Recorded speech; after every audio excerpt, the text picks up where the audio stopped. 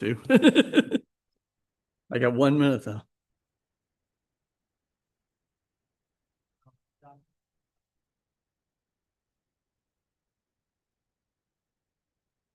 Would you like to say the pledge of allegiance? We can say it all together, can't we? Yeah, but someone leads it.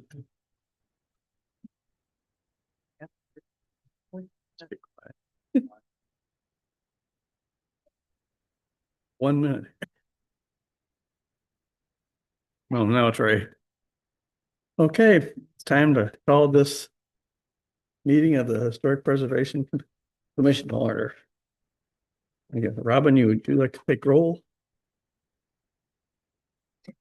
Absolutely, Mr. Chair. Chair Hensick. Present. Our Vice Chair Larson is not with us. Commissioner Broyles is not with us. Our normal chair, Quarternick, is not with us. Commissioner Bertolo. Commissioner Schoenfeld. Commissioner Bermel. Present. Alternate Lavaz. Alternate Chair. Present. Council Member Liaison Mabry. Council Member Liaison Rambo. Here. Our HPC Advisor, Mr. Scott. Present. Our Youth Commissioner, Raghu Raman, is running late. Commissioner Bohr. Here. And our Wildwood Historical Society Liaison, Von Gruben. Present. All right, Mr. Chair, we do have quorum. Opening remarks for the chair. I really don't have any since I just kind of got, here you go. So, no, I don't have any remarks.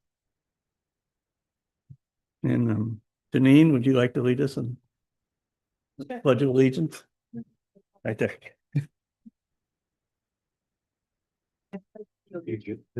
Flag, United States of America.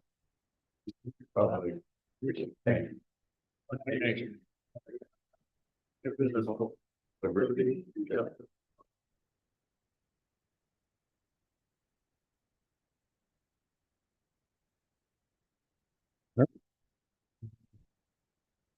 Approval of last month's Historic Preservation Commission's meeting.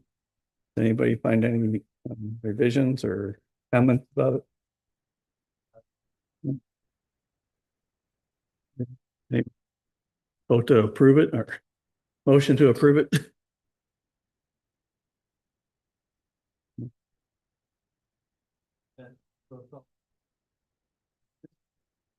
Everyone accept it?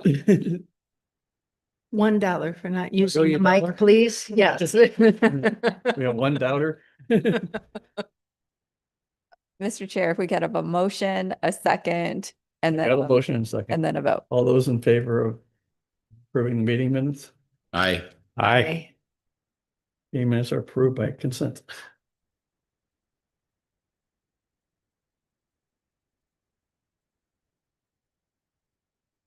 Okay, we have anybody public comment present or online? Mr. Chair, we do have a few individuals online. If they would like to make public comment at this time, please use the raise hand feature. All right, Mr. Chair, we have no public comment. Great. Updates from Wildwood Historic Society. Hopefully after this weekend, the winter will be over. Our first public presentation will be on just lost it a minute. I'm sorry. Sunday, March 15th at 2 p.m. And it will be about Ulysses and Julia Grant's Missouri love story. So it's a really interesting take. It's not something that people have normally thought about. And so it's a presentation about how they met and their time in Missouri. And we are progressing with all the things that we're trying to do. So it is the weather has gotten in the way of doing some physical things. We're doing some repair work to the museum, the outside of the museum building, and that will hopefully start next week if the weather cooperates. But that's about it. Thank you. Okay, I guess we're on to you, Robin. Old business? Ready for action? All right, Mr. Chair, members of this commission, we do have a guest presenter with us this evening. Marcia Boyle with MIG is here to talk to you and lead you through a discussion of the historic preservation plan now that we've gotten past both this commission's comments and review of the first full draft of the plan, as well as the virtual open house event, which was very successful. So for those of you that attended the virtual open house, thank you for that. We did have around 40 attendees join us for that event, including one in-person attendee at City Hall. We had some great discussion. I think MIG did a very nice job with it. And now they've taken all of that input and they've folded that into, the next rendition of the historic preservation plan, which is now formatted into the template that they're going to use for the final version of the document. So tonight I'm going to turn it over to Marcia Boyle. She's going to, again, lead us through a high-level discussion about the plan as it is today. Thank you. Good evening, and thanks, Robin. Appreciate that intro. As she mentioned too, I just wanted to say thanks to everybody for helping with the event last week. We thought it was very successful and we're pleased with the attendance, and we got a lot of great input. So we're excited to have that kind of as we work towards the next month and a half or so to finish up the plan document. I know your packet tonight includes a lot of information for the historic preservation plan. I want to give you a quick overview of two things and then focus on a third and have some discussion around the goals and strategic actions that we have, because over the next month, we are going to be finalizing kind of the order of things, prioritization, and really adding in the last detail. As Robin said, there's a formatted version. There's still lots of placeholders. I'll mention those as I go through, but want to kind of turn your attention to each of these pieces to make sure that we get your feedback. I believe when we see you again in March, we will have the final formatted plan document for your review, and from there we'll move into adoption. So we're moving pretty quickly here, but want to make sure we get your input as we go. I'll go ahead and share my screen to show a couple things first before we start discussion. So I just want to make sure you guys can see the screen, I assume, yes?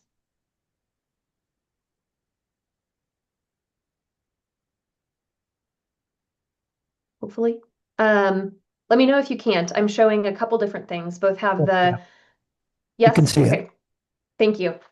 So we've got the summary from last week's event. The beginning of this summary includes kind of high-level information about the structure of the event that we hosted, the key questions, and then as you get into the detail, you can see the responses from those questions, kind of the analysis, which is going to be what shows up in the plan document. The second document for your review is a formatted version of the plan.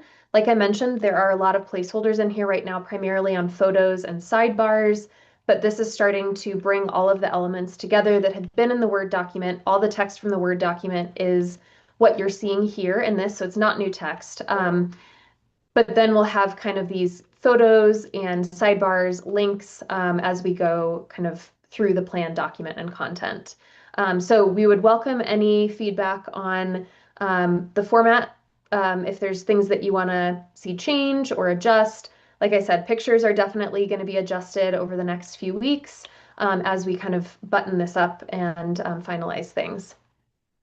Maybe I'll pause really quick before getting into kind of the bulk of what I want to talk about tonight. Does anyone have questions about either the summary and event from last week or the formatted version of the plan document? I have a question, Marcia. Yeah, sure. Based on the 40 or so people that attended the open house, Yeah. maybe knows this, about how many would you say are from this council or very knowledgeable or from Wildwood Historical Society compared to the general public? Yeah, we definitely had a few attendees from each, from council, the HPC. I know Jill was on. We also had a couple of the founding members of the community, which was great. One thing that I thought was wonderful was when we asked this question at the beginning here about whether people are aware of the Historic Preservation Program, the majority of people that answered said they are aware, and that kind of awareness level varies a bit. But we were really pleased to see that, because I think if we answered this question 6 months ago, we may have had a different answer. So I think it was a great mix of folks that have lived in the community for varying levels of time. You can see here too that we've got a lot that have lived in the community for over 11 years, but then also a pretty good chunk of people that have lived in the community for less than 10 years. And I think I said 11 years, it's over 20 years. Any other questions on these couple documents?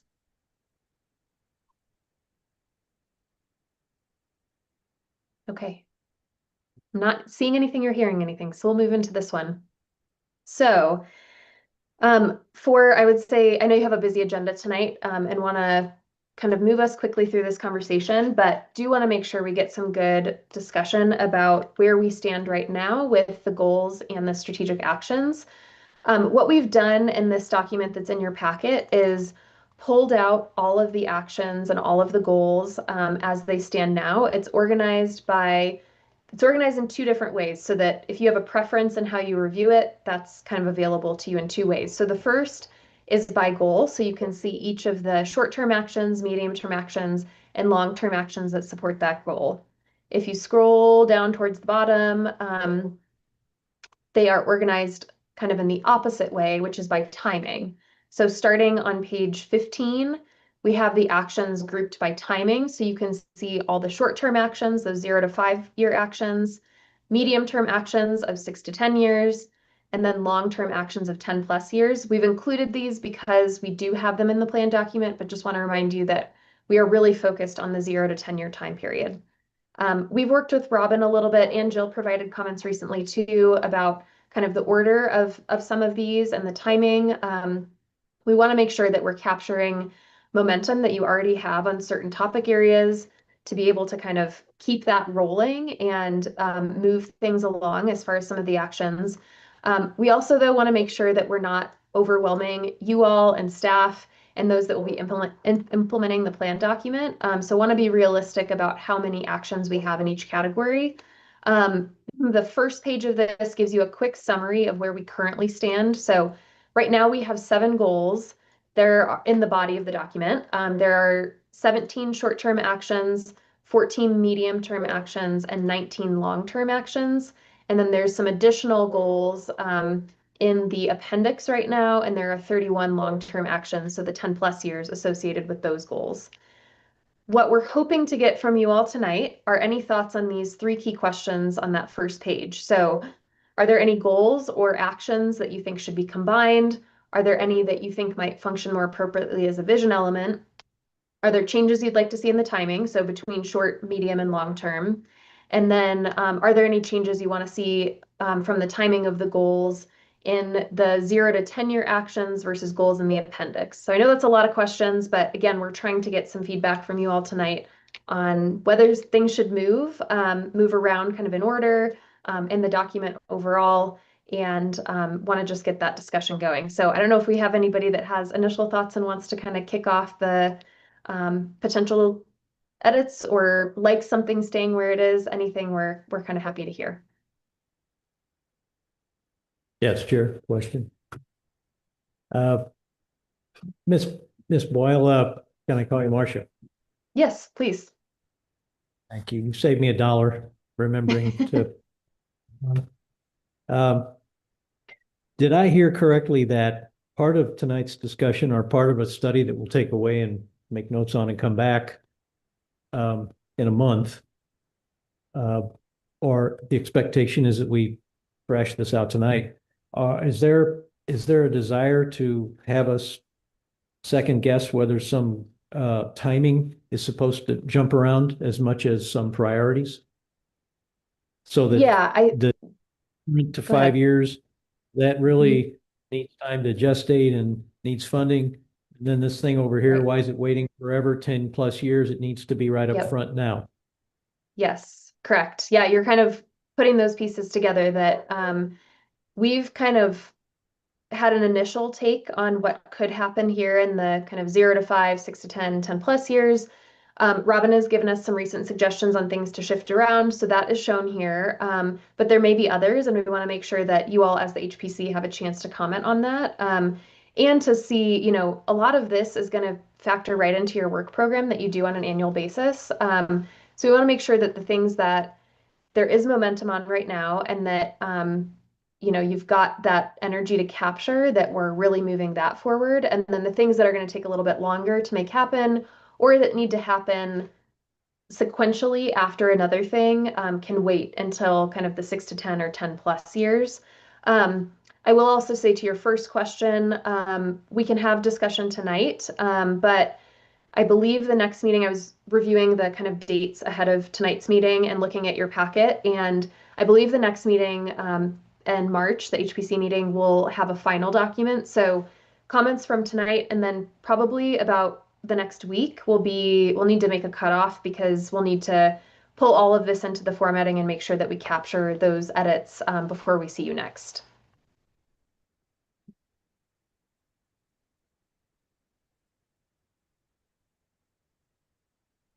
Marcia, I have another question. Please, yes. Regarding the actions, Mhm. are they finalized or do you see them potentially evolving over time? I think for this plan document, the text that you see now, well, I should say the text in this document is a concise version of them. There's in the actual document, the text is longer. Just for this, it was easier to kind of pull the key things out of it. So you can see here on the screen, we have kind of the longer iteration of the strategy that we're noting. We're happy to take revisions to that text too, though. If you see there's something not mentioned that you want mentioned, if you want to take something out of it, that's also fine. But the intent is that, you know, what's in the document now and kind of shown here is really leading towards that final version. And refinements may happen during implementation. That is always something that, you know, you can keep in mind. The version that gets adopted, things of course change kind of, especially, you know, 5 years down the line, there may be some different priorities that you need to consider. But that's where your work program will be really important in the implementation of this, that you can pull direct things out of the plan document and make sure you're implementing that. If things need to adjust timing and, you know, in 5 years, if you need to kind of reevaluate something and switch something because of momentum you have going, then that's also fine. But as it stands right now, these are kind of the draft goals and actions, and we can adjust them as necessary based on kind of comment tonight or in the next week or so.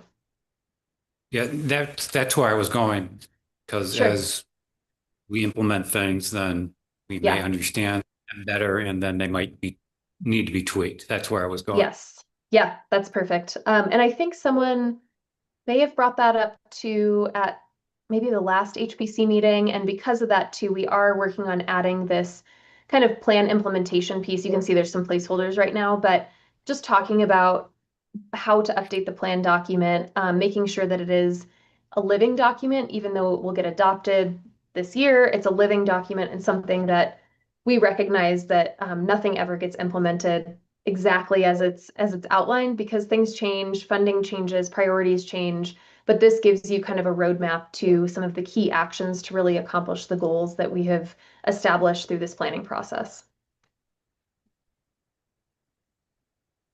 Marcia, can you hear me? Yeah, I Yes. think so. Go ahead. I'm seeing a significant overlap, some of these goals, and I'm actually even wondering if they might be fine. Because you have a lot on your plate and you would be putting a lot on the city's plate, our plate. And I just think the wording is something that they're just so significant, such significant overlap that if it were one goal, it would shorten things and keep things simple. Sure. For example, Sure. enhance goal number 1, enhance the visitor experience, and goal number 2, concentrate strategies to boost economic opportunity around Wildwoods Historic Town Center. To me, those are one and the same. an economic boost is always the driving force and should be always the number one force. But it's the bottom line. And it's the bottom line Sure. that funds everything. I Yeah. agree, and I think some of the actions under number one are kind of communications awareness kinds of things, and they support economic impact.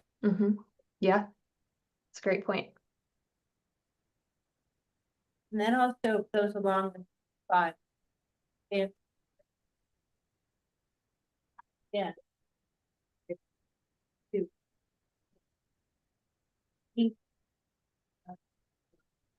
I'm sorry, you're Yeah. kind of going in and out for me.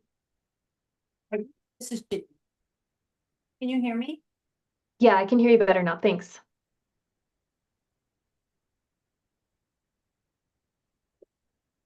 I had my feet. You're all, now you're all. Oh, okay. Okay, that was my problem. I'm sorry, Marcia. I was saying No, that's that okay. I I can hear thought you. 1, 2, and 5 were very much related. And again, bringing Mhm. people to the area will bring in money, which will boost the economy in the area. And if businesses are seeing a return, it's important to have their support. Sure, that's great. Yep. So Yeah, I guess with that in mind, and because there have been a few comments about that, if I can ask a follow-up, just thinking about if we did combine 1, 2, and 5, having, it would essentially be kind of a focus on heritage tourism and economic development.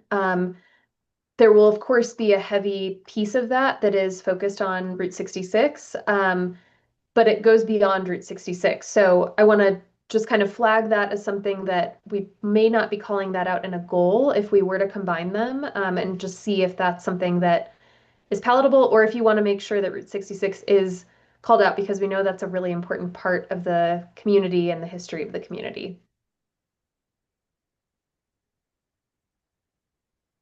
I had a point. That was accidentally a perfect description, given what I wondered was why is goal 1 and goal 2 and goal 3 and 4 and 5 separated, not why they should be combined. What I found was that, okay, the definition of 1 is the building. That's the premise. 2, okay, that must be the instruction booklet or kit. And to bring support that supports whatever comes next. Whatever comes next is some rules of how to engage. 4 is keep a foundation, build a foundation and a structure. And all that gets us is, oh, money at 5. Get some people here to spend money on tourism. So what I was going to ask is, you got a lot of things spread out here, but it may be by design instead of by accident or any other reason.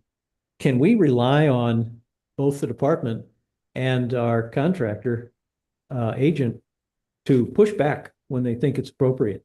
Don't be shy. I found a lot of good basis for this. And the first thing I heard when I heard about consolidation, I go, well, yeah, the whole thing is integrated and it does move a story and it does go somewhere. So what I was wondering is, why did they stop at 7? Why don't we have 9 or 10? We do have a goal 8. Oh, we have a goal 10. Oh, lots of goals. We're up to 12. I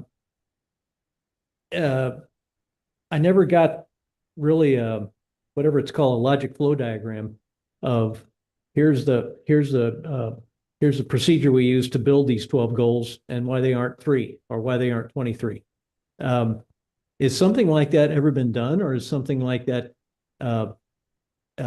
easy to define that would really point us to places where we're expected as amateurs to go, and then places where it just knows out? We're the professionals here. We put this together. We've done this 65 times. Focus your calories here, and we can get this thing kicked off in the summer and not have to be reinventing it for the next 6 months. That's all. Yeah, that's helpful.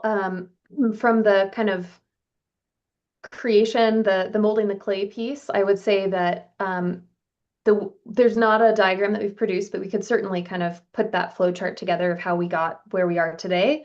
I think the key thing is, all the engagement that happened from last summer through the fall, having those conversations, and then that kind of there were some themes and some priorities that started to emerge, and that coupled with kind of our review of what you're currently doing, and kind of knowledge of other preservation programs around the country led to what you're seeing today, or a version of what you're seeing today. We've been through a handful of versions at this point, but we have tried to also prioritize and be realistic about how many things can actually get done. We know there's only so many staff, there's only so many HPC members and so many partners. And while we hope that this work helps expand the partners in the community, we also, at one point we did have a lot more actions in this document, and rightfully so.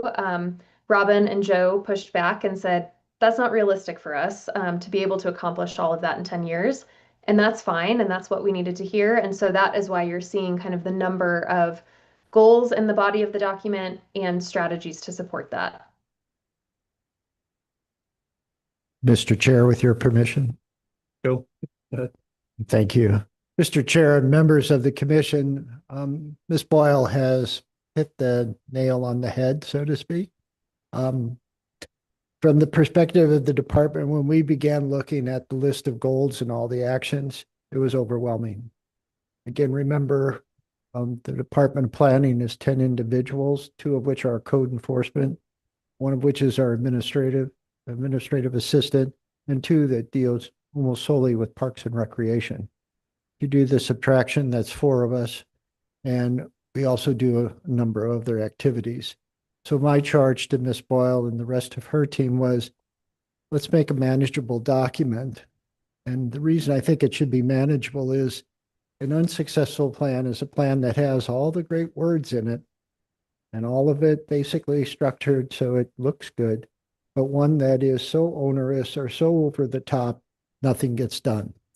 So I also asked them to make sure that whatever goals and actions you have, we, meaning Robin, the rest of the planning team and myself, feel that we can actually achieve them.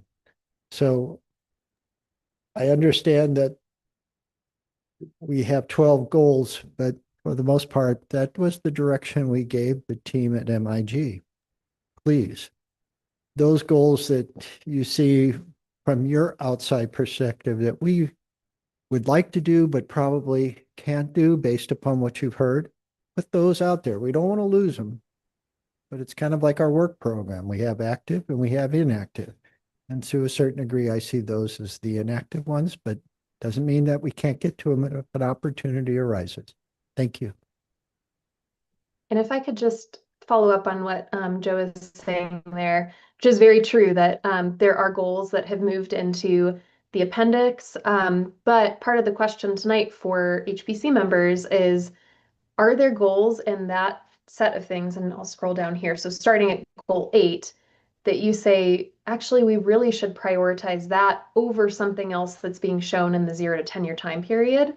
One thing or a couple things maybe I'll mention that we've talked with Robin about late last week following the public event was, is there a way to consolidate some of the goals in the appendix and prioritize them as far as, maybe there are a few things from the appendix that do need to move into the body of the document, but we're not saying they're all short and medium term actions. There are probably a lot of them that still stay as long-term actions.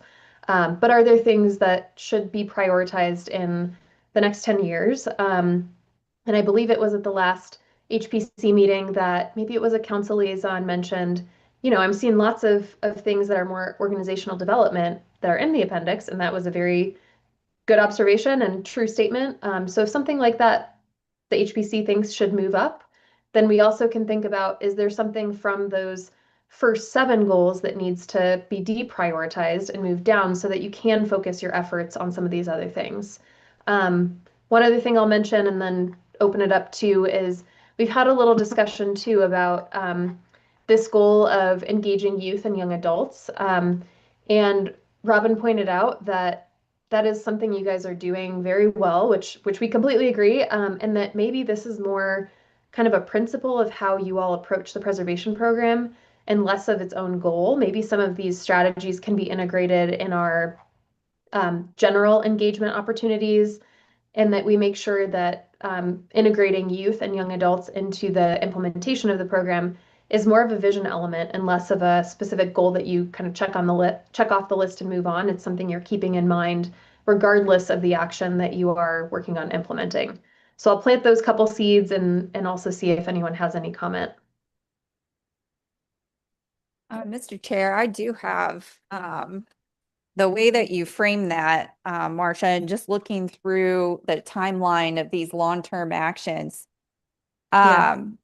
I'm wondering if there shouldn't be a section that is more of a ongoing best practices of the HPC section, because there's a Yeah. few of these long-term goals, like develop training session material for city and staff and HPC to understand the HP program and HP plan, provide these trainings annually. I mean, that sounds more like an annual best practice. The Yeah. HPC work program, we're already doing that, building in checkpoints and progress reports. That sounds like a best practice, keeping the youth involved, making our approach intergenerational. That sounds like a best practice. And maybe that makes it less, I guess, it takes things out of the goals section to make it look like less of an enormous task ahead of us, but more of a, this is the way we operate on a regular basis. Does that make sense? Yeah, it makes sense because if the city already has systems in place to support elements of this plan, then I don't think they need to be actions. Sure. What was once a goal is now a practice, and I think that's perfect, Robin.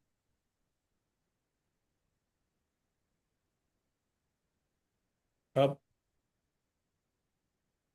took a while. Yeah, this is just a structural thing that in the Sure. historic districts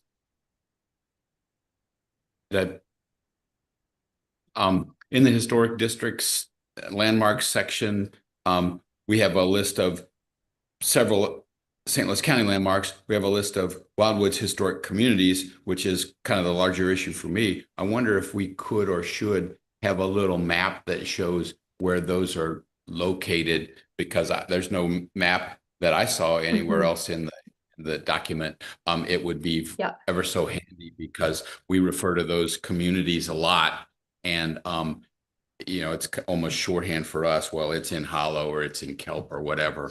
I think it would be really handy.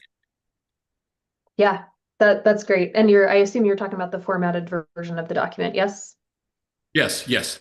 Yeah, I'm looking at the actual draft document, page 46, 7, et cetera. Yep. No, I think that's a great comment. We can definitely add a map in here. There's some images and things that we have in here already, but definitely need to add more and kind of fill out what we have so far. So we'll make a note of that to include a map. Yeah, especially the neighborhoods. I think it's important. Thanks. Sure. I'd like to make some comments.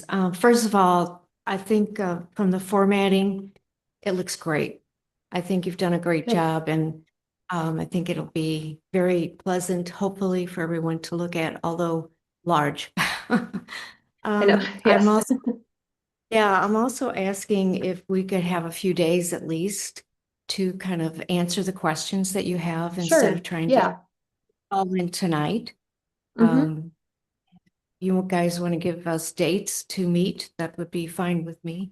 So I'd like to propose that we do that. Yeah. Okay. Yeah, I think that's fine. I think I may confirm this with Robin too, but if we can give you all a week maybe to do that, so that you can then kind of provide any other comments on the goals, the vision elements, the actions, and then we can adjust from there. And I think that should give us enough time to then integrate that into the formatted version so that we can have that kind of polished up before we see you next month. Does that work as a week? Okay. Works fine for me. Okay. Robin, are you okay with that timing? I'm okay with that as long as the member, well, I see some faces. Raise your hand if you are okay with that time. What are we agreeing to, first of all? That's One important. week turnaround on comments regarding these goals. Yeah, and that's the meat of my question. We talking a Zoom? We talking a special session? We talking emails and texts, phone call with 20 people on it? What do you have in mind that'll tell me how efficient and how productive it'll be, the format, basically? Marsha, are you looking for a conversation from this group, or would written comments suffice for this? I was anticipating written comments that you can do directly in the document. If we wanted to do kind of, I don't know if calling a special session in a week is too close, but mostly I'm thinking about if we gave you a week, maybe Robin could help compile comments and send those to us on the 6th, and then we would essentially have 2 weeks to finish up the formatted version of the document before we need to get it back to you all for your HPC packet. I believe, if I have my dates correct, for the 26th of March. So just trying to think kind of back out from the next HPC meeting and making sure we have time to integrate your comments. And Marsha, you will send me your set of discussion questions from tonight so I can send it out via email. Or I guess it's on. Yeah, I think these are kind of the key questions. But again, we'll take any comments you have. So if they don't fit perfectly into one of these questions, still send it to us because we want to review that and be able to kind of respond accordingly. And are you looking for us to approve this at the next meeting?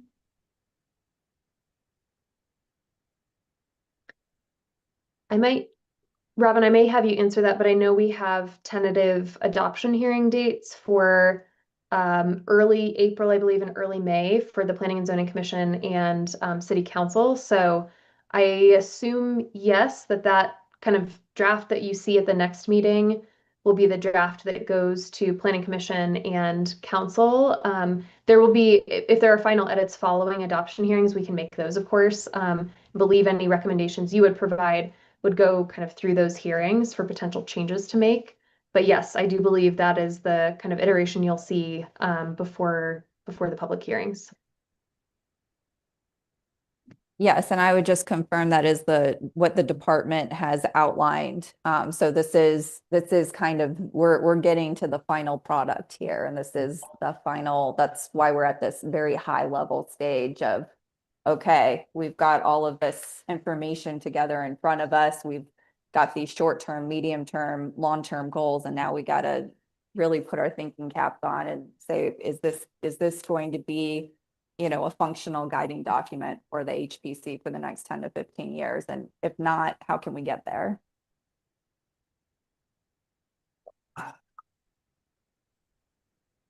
Mr. Chairman, Yes. quick question, maybe for Robin. I'm the newest one catching up. On page 15, there's 5 things listed as benefits of historic preservation. Are those the 5 metrics or outcomes we're trying to improve on? And that's why these goals and activities are there? Is there a correlation?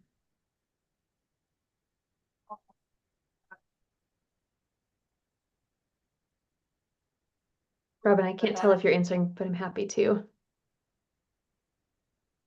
Yes, I am asking you to answer. Okay, yes. So those benefits are mostly educational. There's not kind of a series of metrics per se. The vision elements are really what we are working towards, and having all of the goals and all of the actions support the vision elements. The benefits of historic preservation is in here towards the beginning of the document because we often find that community members are new to the topic of preservation. And so being able to educate them on how historic preservation benefits the community and benefits you as residents is really important to kind of outline at the beginning so people understand that value add as they kind of read the rest of the document and see the actions and see the goals that the commission and that staff will be working towards.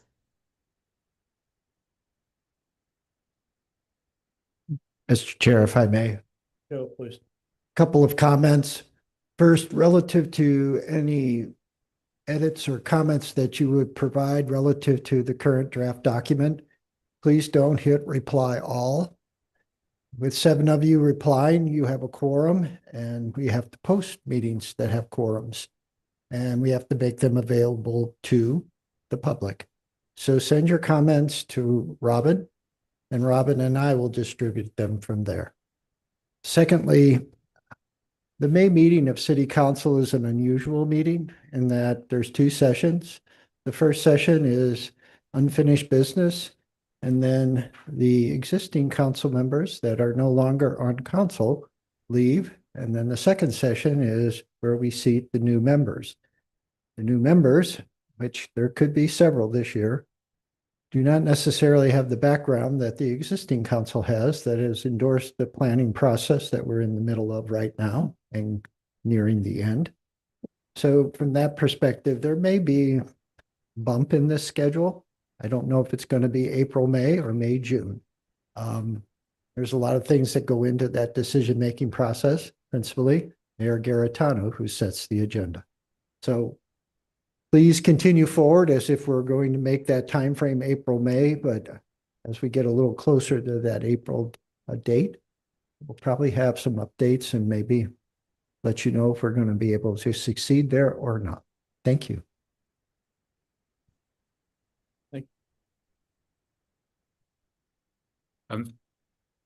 A comment.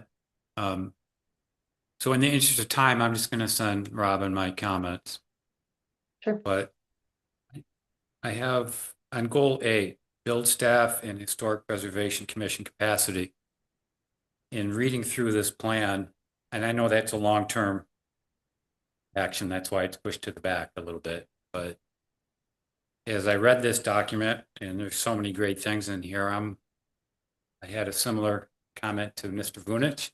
Is how are we going to get all this done, and how can the city accomplish this? And in my mind, goal 8 might be one way to do that if we move that up, and maybe it's not realistic, city folks, but I think there's so much work in this plan. I'm not sure it can be achieved with the current staff. So my comment is, should that be moved high? Should that make it to the on field versus the substitutes? Well, certainly I would ask you to dream big and don't be limited by what you may hear, what you may see, or what you are told. This plan should be the document that you all feel comfortable adopting and implementing, regardless of where that goal may fall or where the actions, if they're reasonable, unreasonable, time consuming, quick to complete. But I think our council liaisons will tell you that since the beginning of the year, almost all of our programming has been stripped bare. And many of our projects relative to parks and recreation and even purchases have been reduced, if not eliminated. So adding staff, adding capacity, adding consultants, it's going to be difficult. It's not to say it can't happen, but eventually all of you as residents are going to be asked, will you accept the tax? Because we can't continue forward under our current revenue sources with them all declining. And so if you want to dream big, as part of that, there may be a cost. And so I'm just preparing you. But I'm not here to tell you to stop. That's the job of the city administrator, and he's doing it very well of late. So let's dream big for a while, but I do want to emphasize there are some winds buffeting the boat right now. And if I can maybe add to that too, I agree if there are thoughts like that to pull something forward and make it more of a priority than is currently shown, tell us that, but then maybe also suggest, if we're prioritizing this thing, maybe something that's already shown as a short or medium term action should get deprioritized so that we're balancing out how many things are going to be required of staff and of you all in the next 10 years. So keep that in mind too. If there's something that you think in goal 1 through 7, maybe this doesn't need to happen in the short term or the medium term. Let's think about moving it down so that we can work on that balance and maintaining a balance that is actually implementable.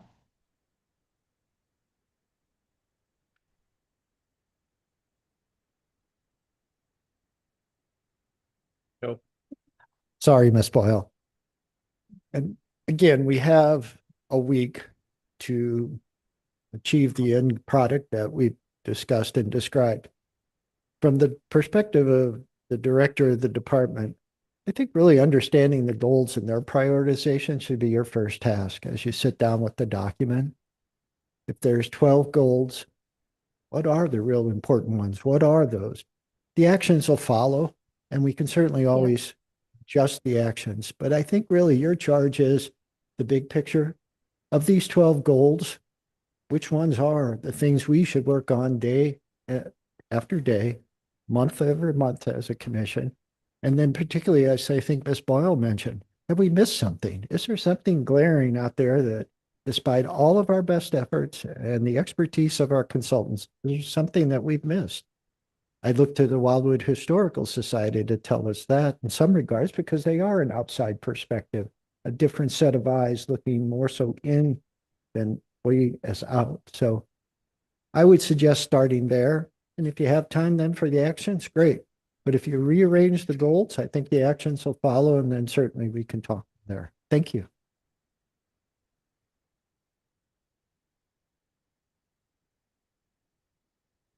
And I'm happy to take any more comments tonight too, but know that you'll kind of sit with this for the next week. And I know you have a long agenda tonight too, so I don't want to belabor this conversation when you've got other things to get to as well. But if there are any other comments before we kind of wrap the conversation tonight, happy to take those now and make those notes, and we'll kind of be working on things over the next week as well as you review.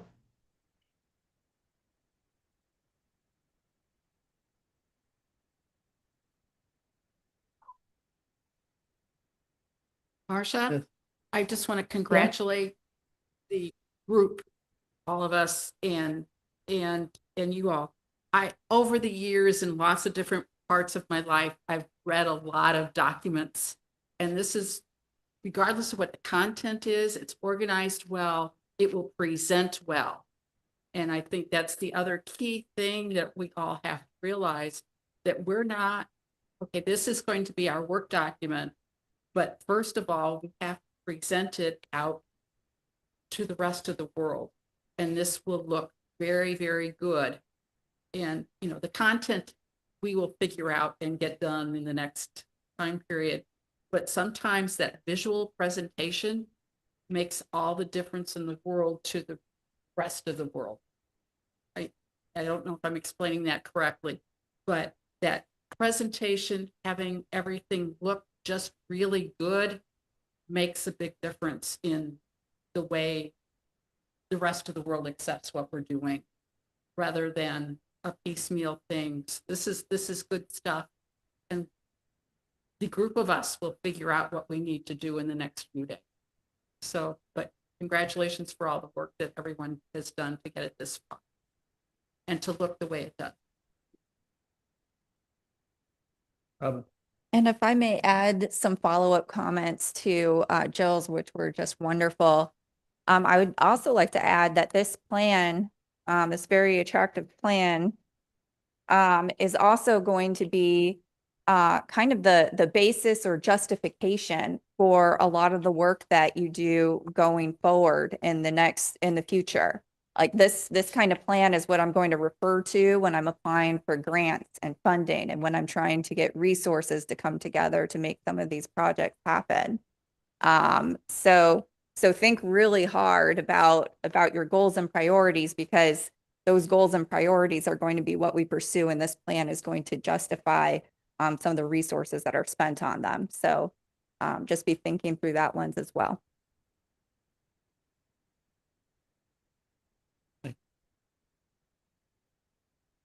Moving on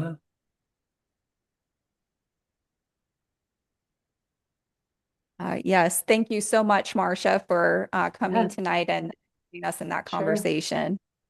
Yeah, thank you all for the kind of initial thoughts, and look forward to any other comments over the next week.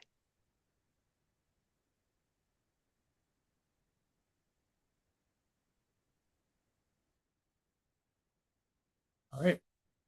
Yeah, African American History Project.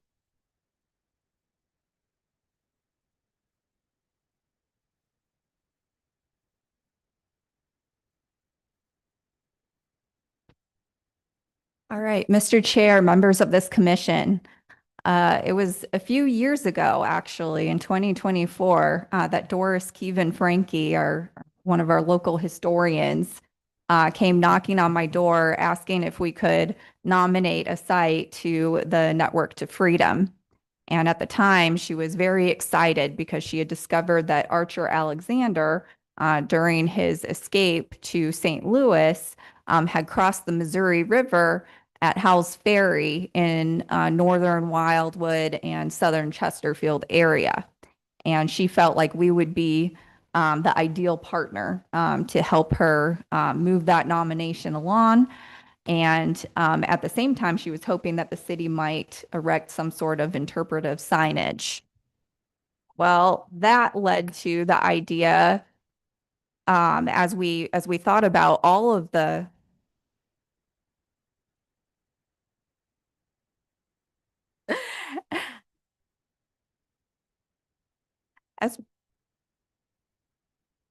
as we thought of the wealth of history up in that area with Madison Valley, our stories around the United States Colored Troops, the Westland Acres Historic Community, and all of the history around the Coleman and Tyler plantations that's preserved in Babbler State Park and some of the slave cemeteries.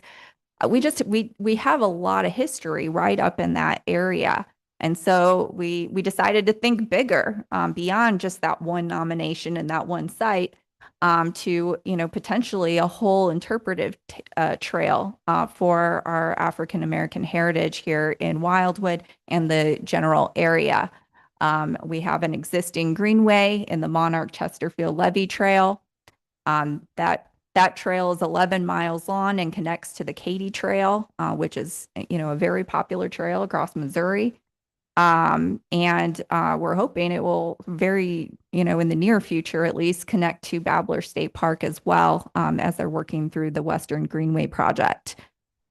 So there's a lot of opportunity ahead of us with the African American History Heritage Trail, and we've had a lot of enthusiasm from the community and various potential stakeholders like Great Rivers Greenway and others. We just recently, last year, as part of the Historic Preservation Plan, had a focus group that focused on the African American and Indigenous heritage in Wildwood. Most of the discussion of that focus group actually focused on the African American Heritage Trail, and we had a wonderful discussion with a lot of diverse stakeholders in the project. So we do believe it will be a very popular project. Multiple entities will want to be involved. The National Park Service has endorsed it. So we want to make it happen. And what we said was, okay, well, we've got this historic preservation plan effort going on. We can't possibly, start a new thing at the same time as that planning effort. So we planned it as maybe a fall 2026 kickoff.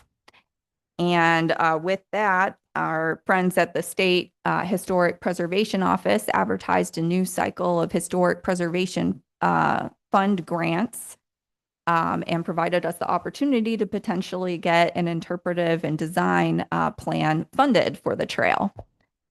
So I am here before you tonight to say that I have submitted the pre-application for our African American Heritage Trail interpretive and design plan. And we're hoping that it will be a successful application so that we can kick off this effort in the fall.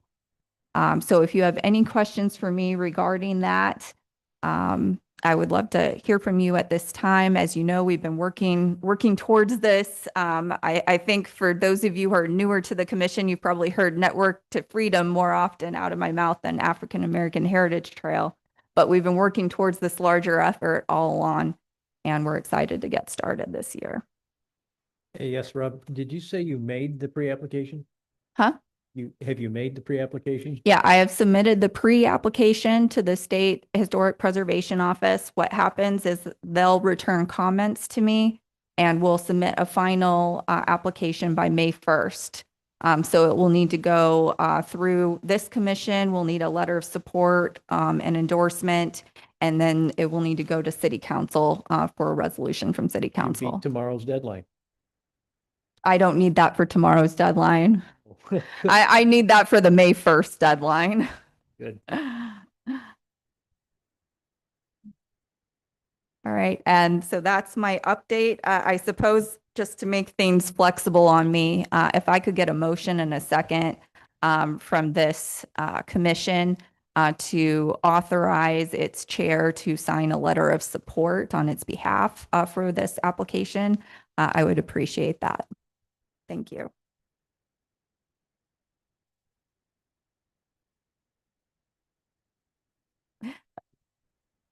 The motion would be to authorize the chair of the commission to sign a letter of support for the application on its behalf.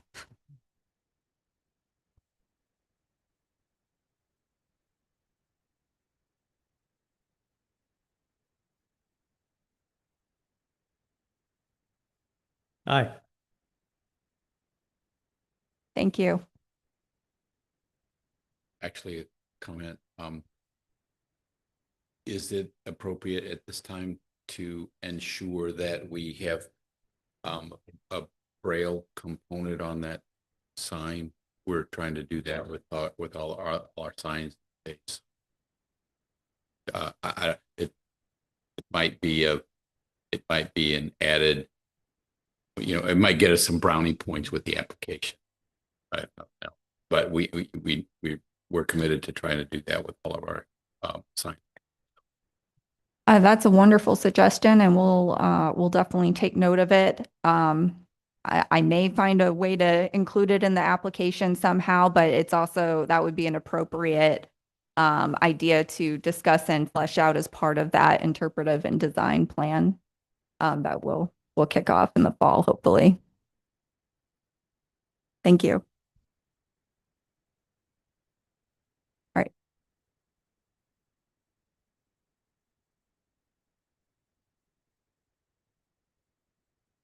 Thank you, Mr. Chair. Mr. Chair and members of the commission, the department is prepared for your consideration a memorandum that updates you on the reassembly of the Essen log cabin.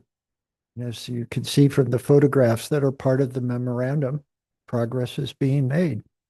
The department provided a summary of the steps that have been in place, the steps that have been completed.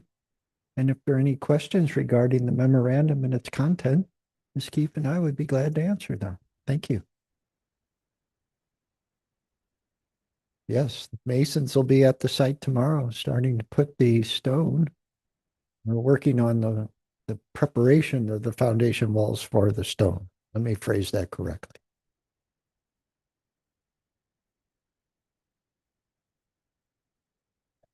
I keep asking Mr. McDonald about that, and he keeps looking at the weather forecast next week and then keeps telling me it's still winter. So I'll let you know once I have a better idea. Thank you all. Are they assembling the logs now? Have they gotten the logs? Yes. And I just wonder where they stand on working on repairing them and fixing them up and sorting them out. Does that happen? Yes, Mr. Scott, that's a very good question. So the beginning of this week on Monday, Mr. McDonald, should say one of Mr. McDonald's employees and I met with Glenn Gailey. They transported the logs on Tuesday to site. They spent Wednesday and today ordering them based upon where they go on the 4 walls. They now know what they're missing, and they'll spend the better part of tomorrow and what I'm told Monday trying to find the substitute, the Dutchmans to fill the gaps. But they have them in the order out at the site, ready to go. I drove up there on my way in, but it was dark. I couldn't see Yeah. the logs stacked. I knew the foundation was there. Yeah, but the logs are there, and as I said, they were very. It took a great deal of time trying to the jigsaw puzzle back together. The tagging, unfortunately, some of the tags have fallen off, and the markings on the tag, although metal and done with, I think, a Sharpie or something, have worn off over the time due to weather. So Great. we'll see how it goes, but it's a big jigsaw puzzle, and it should be interesting. Thank you.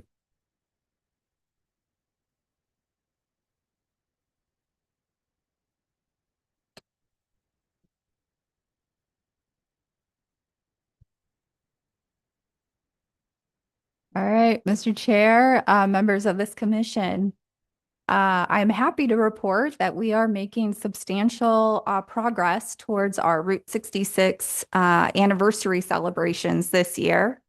The department and the city administration hosted along with businesses of Wildwood, hosted a Route 66 roundtable luncheon for business owners and organizational representatives across the city.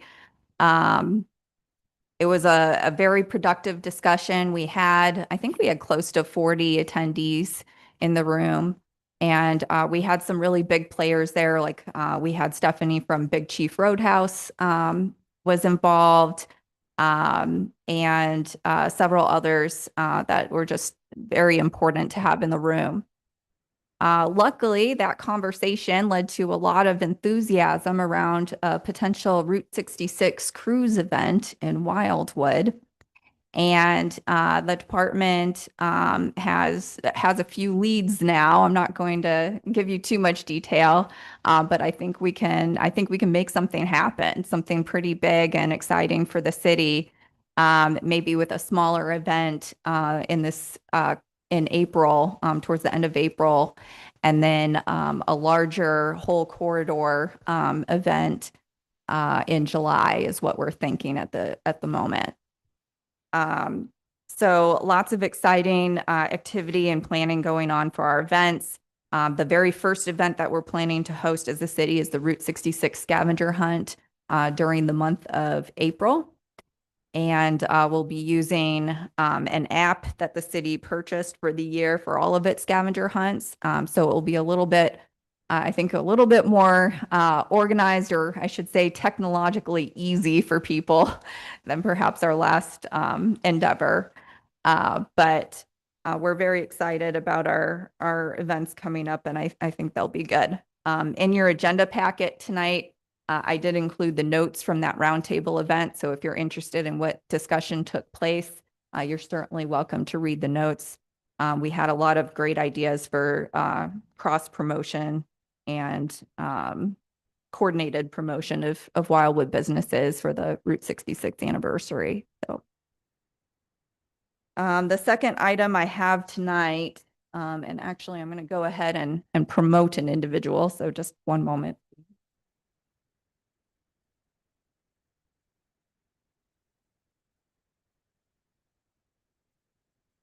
I suppose I should ask, are there any questions about what we have going on for the anniversary and city events? All right, the next item tonight then is the Route 66 historic marker. We do have drawings produced by Arch Engraving in your packets tonight. Again, this is for the alternative design from what we've done in the past, and specifically for the Route 66 marker. This design has the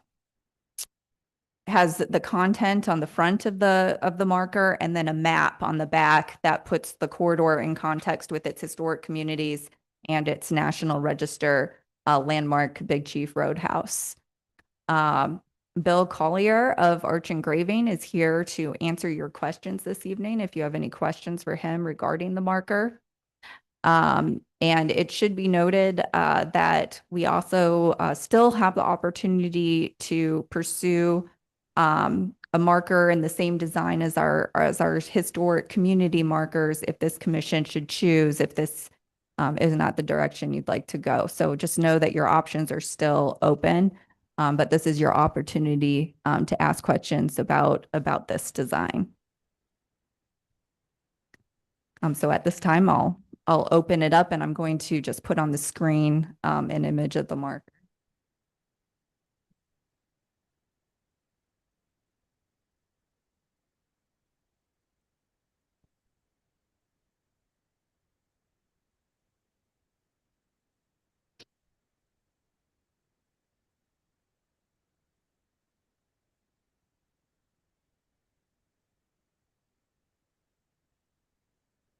Yes, Robin? I don't see the two designs together. So is this following the design of historic markers are novel location markers. If there was a distinction between, we had a special features marker and then we had another one. And I thought the decision reached was that they would be different enough to have people get in the habit of saying, oh, this is a historic marker over here. Oh, that's a special feature, novel place to look at type. And they're the two different. Yes, Councilmember Mabry, the last action of this commission was for us to move forward with an alternative design for the Route 66 historic marker, which is what you see before you. Good.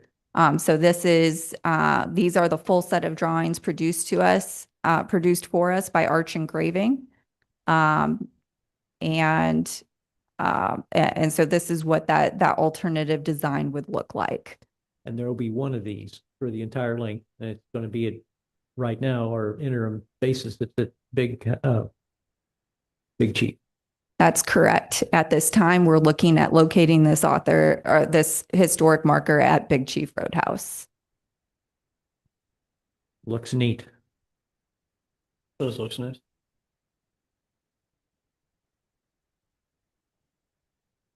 I have a couple questions. So it looks like on the right side of the map, that's basically Grover or kind of close to the Schnucks Wildwood Plaza. On the right side. Yes. Is that correct? Mhm. And then as you go along, you're on what I call Old Manchester Road, but it's on Manchester Road. And you get to the Big Chief Roadhouse. And then it continues, and there's kind of a outer loop there. Yes. Okay. So I mean, being from Wildwood, I'm kind of like, I need to place where this is at in Wildwood. And I appreciate the design, but I also, it's hard for me to understand exactly what's being shown. So, and then as it continues, I'm not sure where it ends in Wildwood. Is that the boundary of Wildwood? Okay. Yes. So this map is really a conceptual map. It's generally what we show in our Wildwood Points of Interest map. But of course, in the Wildwood Points of Interest map, you bring up a good point. We also have the whole map of Wildwood there, like next to it for reference. So I don't know if we need to add like Highway 109 in there or potentially 100. I'm just not sure how we do it in a way that's attractive for the purpose of the marker, but we could certainly look at that. Okay. I just think it needs a little more reference in the map as to exactly where it's at in Wildwood. Although, I mean, I know you're in front of the Big Chief or near the Big Chief when you're looking at it, but if this were to be used possibly in other locations, like even at the beginning of the route, if, I don't know, if Wildwood would consider having more than one of these along the route, like one at the beginning and one at the end type of thing, but. The other option, and we've explored this in the past, is to come up with a QR code that can clip onto the marker. And then perhaps that QR code could take you to a page that has, more of a comprehensive map for those who are trying to use it for navigational purposes. I think the purpose of this map was just to put a person in context of how long the route is in Wildwood, where the historic communities are and where Big Chief is. But we don't want to get it overly detailed on the marker because then we start just having too much clutter there. So we can look at potential reference points on the marker itself, but the other option would be a QR code that could potentially lead to more information than a map. That sounds fine. I just thought it maybe a little more reference, not necessarily packed with references, but a little more. Robin, could I offer a comment? Yes, please. So the idea of this, it's probably self-explanatory, maybe not. The idea of the star is sort of a "you are here" type of a thing. So we could put a small star at the bottom with the words "you are here" to make that completely clear to all involved. And that way, if you put one of these elsewhere, we simply would move that star to that location.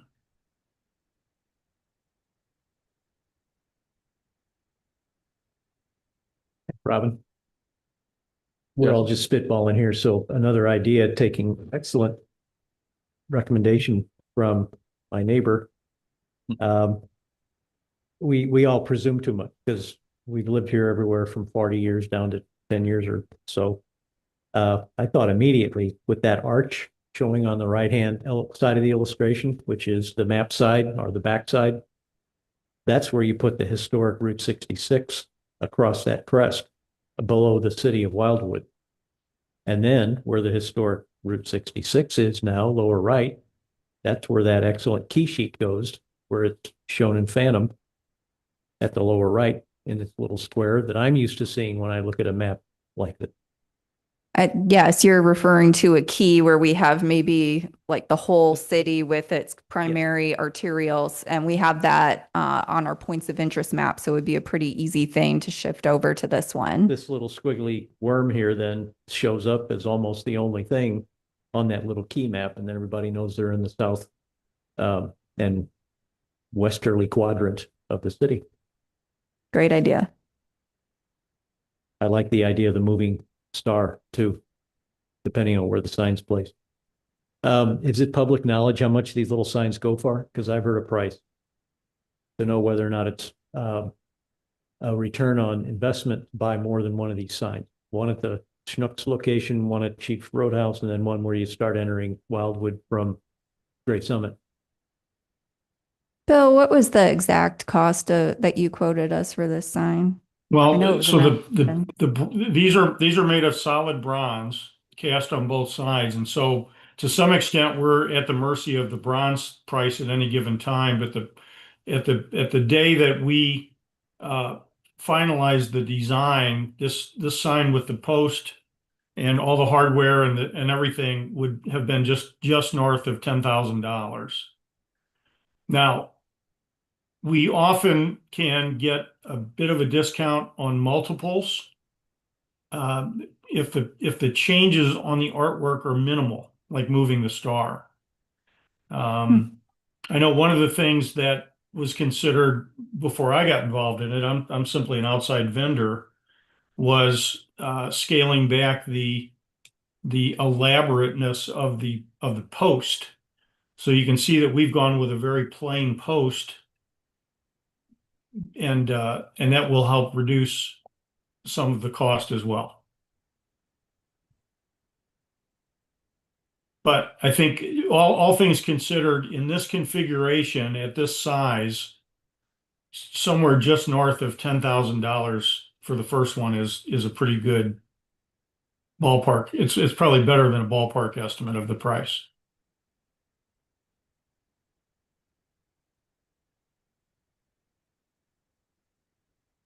And just for reference, then graphics marker would cost north of 15,000. Mr. Chair, if I may. Yes. This is Joe Vinich. Does that cost include the optional ornamental base? I'm sorry, I didn't catch that. Does the cost you just quoted include the ornamental bases? Yeah, your voice is fading out at the end of your sentence. I'm sorry.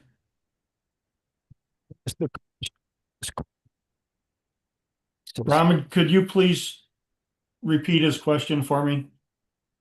Does the cost you just quoted include the optional ornamental bases? It does not. What would that added cost be?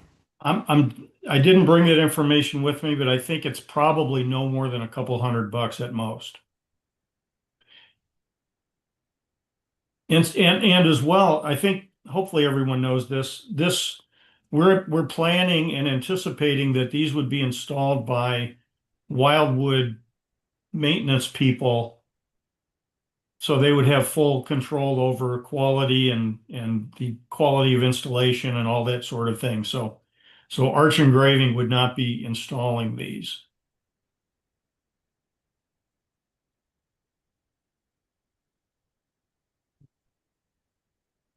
Yeah, this is a little bit off the beam, but that price is a bit lower than I recall from our planning and parks meeting talking about signs.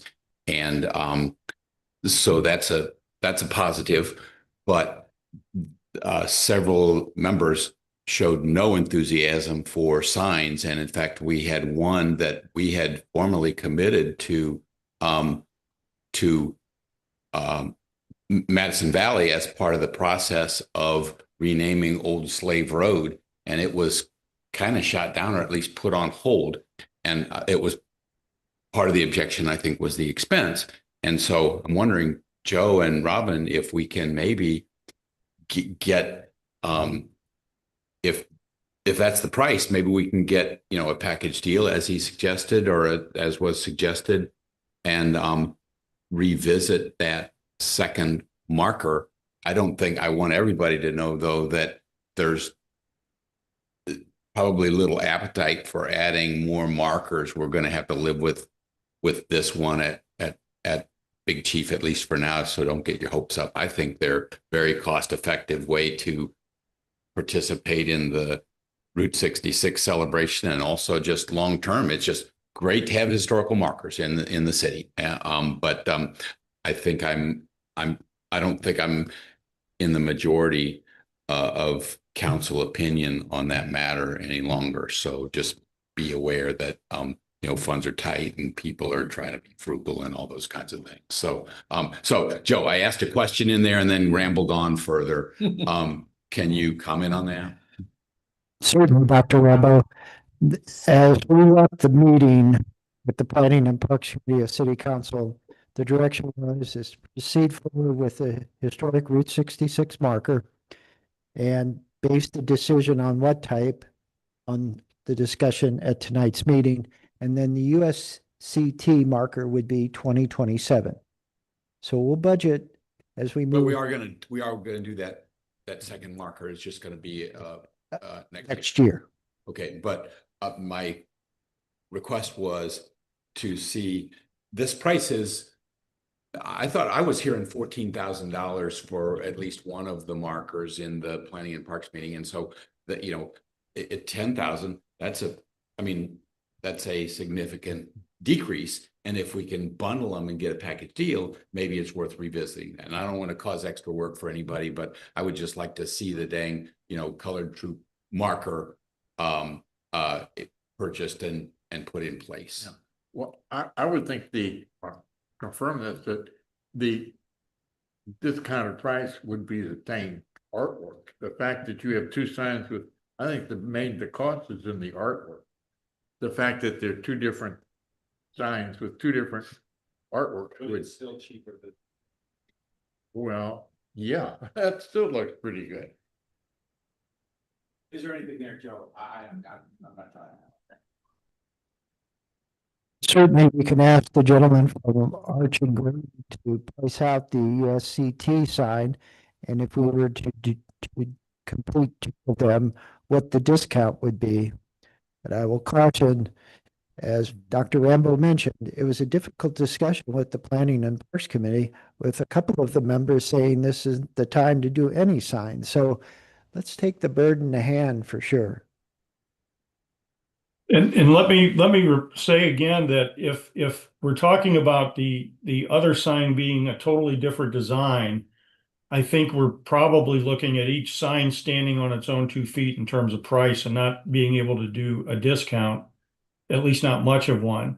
But if we had two signs that were almost identical with minimal changes, I think that's when we might be able to do something there. The other thing I'll throw out there is that if you have some secondary locations for historical markers that maybe are not on the main Route 66, or they're off in a, off the road or something, then, we could do an interpretive type sign like you see at the zoo or in parks, which tells the story at a much reduced cost.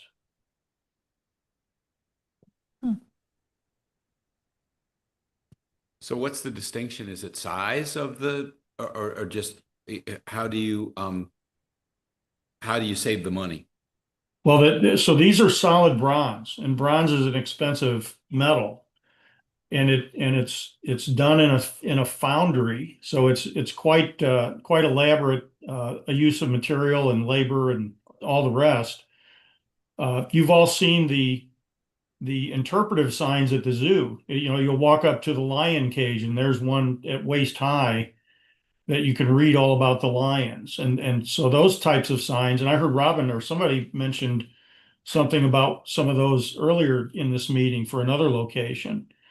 And that's a thing that we also do.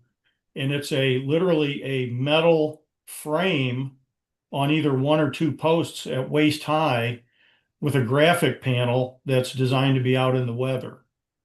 And that's usually in full color, lots of detail, some photos, whatever's needed to tell the story of that location, as opposed to a drive-by, you know, a typical historic marker like we're looking at here in this diagram.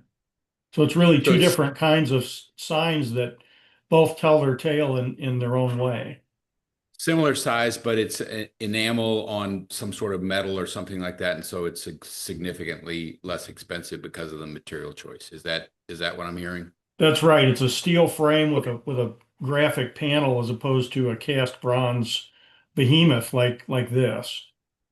Great. I think that's worth considering too, as an alternative. So, but I spend a lot of money foolishly, so don't listen to me. Well, I was just gonna say, I think if we put one at the beginning and at the end, are those drive-by signs? Or are those something where people would pull over and read them? Because you couldn't read this if you're driving by. No, it's just too difficult. Yeah, you gotta stop. And I think the other signs it's talking about, they're walk up and read those signs. It's not right by, oh, there's a historic site. Right. Yes, to that comment, this commission specifically chose Big Chief Roadhouse because people can park in the parking lot, you know, maybe on the way into the restaurant, they can go over and read the marker and at their leisure and then go in. So that was the idea behind that location. It is intended to be a pull over and get out and read sign.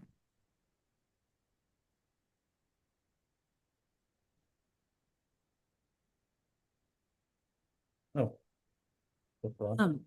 Would we be able to put historic Route 66 at the top above where it talks about Manchester Road? You know, if it is at Big Chief, I can see families wanting photo ops, and if it says historical Route 66, you know, bigger letters like it does at the bottom on the back. Yes, I think that would be an appropriate addition to the front. And The 3 squares, the Wildwood emblem. no, underneath that, Yeah. like a title. Yep, all of our historic community markers have headlines, and so does the United States Colored Troop marker. So that is certainly something we can look at potentially adding to this one. To Yeah, just call it out. That would be no problem whatsoever. I don't know how everybody feels about that. But may I comment what Rob said about Madison Valley? I also agree. I would love to see a sign there. Just because all the work you're doing with the trail and everything, that's really going to be important in the upcoming years if there's money available. Yeah, and this bargain priced sign idea, it may have some legs. I mean, we could do very nice Route 66 sign above, and then the interpretive thing below. It would catch people's eye, and they'll see the Route 66 sign and pull over, and it doesn't have to be, you know, 10 grand worth of bronze. It can be 2 grand worth of metal and last 20 years, and we've achieved the same purpose, and it's even more colorful. So I'm excited about this. You know, I don't know where we'll go with it, but I think it's worth looking into, especially given the support on this commission for more Route 66 signs. So worth looking into.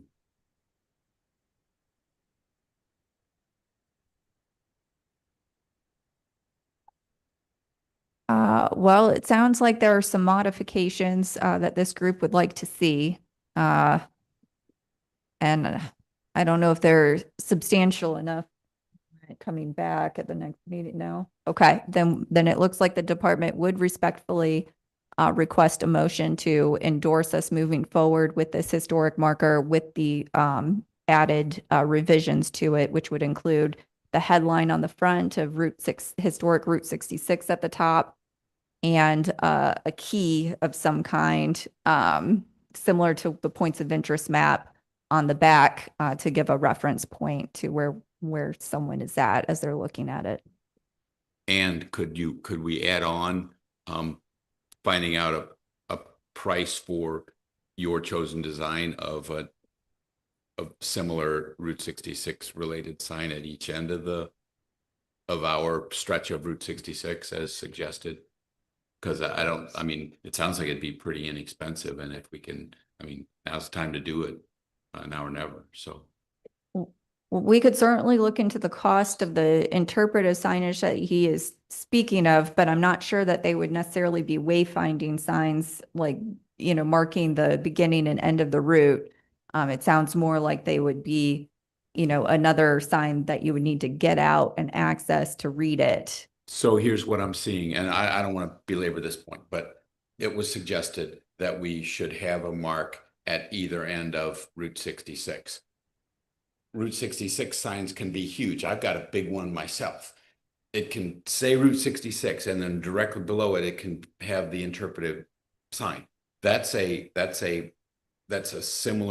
similarly attractive and visible marker without the cost associated with a thick piece of bronze. That's what I'm suggesting. If we can, I mean, it doesn't have to be waist level. It can be any, it can be, here's the interpretive sign, and I guess size is not, we're not limited in size, so it could be a pretty decent sign that says Route 66. I'm just spitballing here, and maybe it's nobody else thinks it's a good idea, but So you can put the Route 66 shield above it. yes, that's right. The department can certainly work with Arch Engraving to look at potential options for what you're suggesting and bring it back. Yeah, we'd love to help you with that. Mr. Chair, if I may, I would ask that we separate the motion for the Route 66 bronze sign, and then Dr. Rambo, as soon as that motion is acted upon, whether favorably or not, then make a motion for us to do the analysis for the interpretive signs and bring that back at the earliest meeting possible. I will do that, just that. Thank you. Okay, make a motion as Joe presented it. Yeah. Everything they said. Any second? Second. All in favor? Aye. Aye.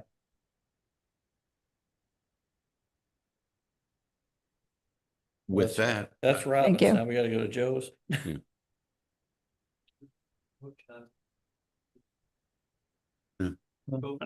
get it done, get it done. So I'm good with this gig right here. I will make the motion as Joe suggested concerning the larger version of the interpretive sign.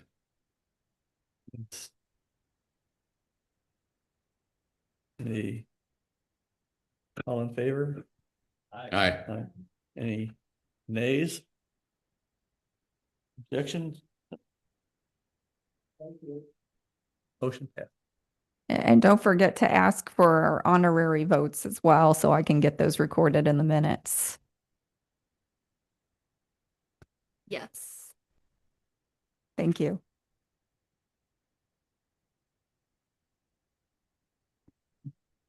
All right. Thank you, gentlemen. Into the, Oh, yes. Thank you, Bill, for joining us this evening. We appreciate it. It was my pleasure, and thank you all for your time and attention. Thanks. Thank you. Okay, St. Louis Area History Showcase participation.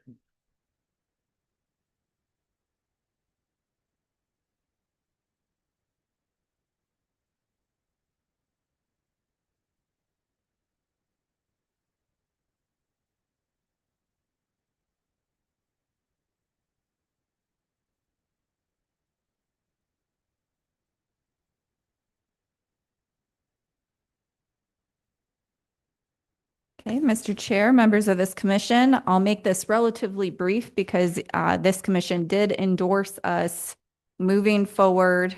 Well, I don't know if I had a motion and a second. So actually, I might ask this commission to go ahead and formally endorse our participation in the St. Louis Area Showcase, which will be held on June 6th at Jefferson Barracks Park. It's being hosted by St. Louis County Parks, or the Department of Parks and Recreation, and the regional St. Louis History Organizations group.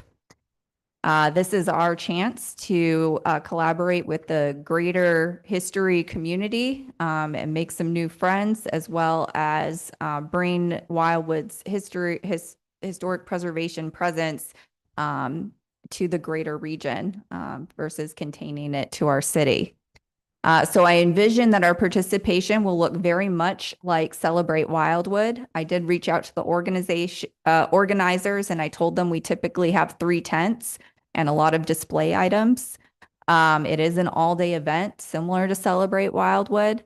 So basically, I want to prepare you for what this is going to entail, because it's going to be another all hands on deck type of event where I am going to need a lot of participation from commissioners, from volunteers, from former commissioners, whoever would like to join us that day and talk about historic preservation in Wildwood.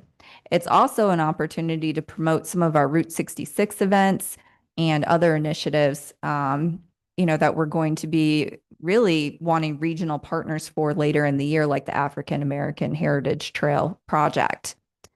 I'm envisioning 2 to 3 hour shifts, depending on the feedback from this commission.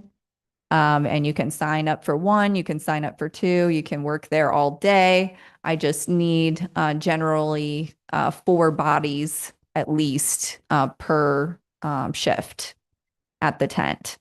So at this time, the department would respectfully request a formal motion. I think the chair volunteered on your behalf at the last meeting. But let's go ahead and make this a group endeavor for our participation in the St. Louis Area History Showcase. And then just note that I'll be sending out emails and getting you to sign up for shifts very shortly. Thank you. Steve? Right. I think this is a great way to get our message out in front of other people in this area. I think it's a great idea. But what other organizations would be there? Do you have any idea at this point what type of organizations we'd be alongside of there? I mean, I'm sure it's going to be a full range of organizations throughout the region. I'm sure there'll be other city commissions like ours, historical societies, cultural organizations, maybe museums might have a presence there, reenactment groups, just anything related to history and culture in the area. Organizations like that, not necessarily businesses or.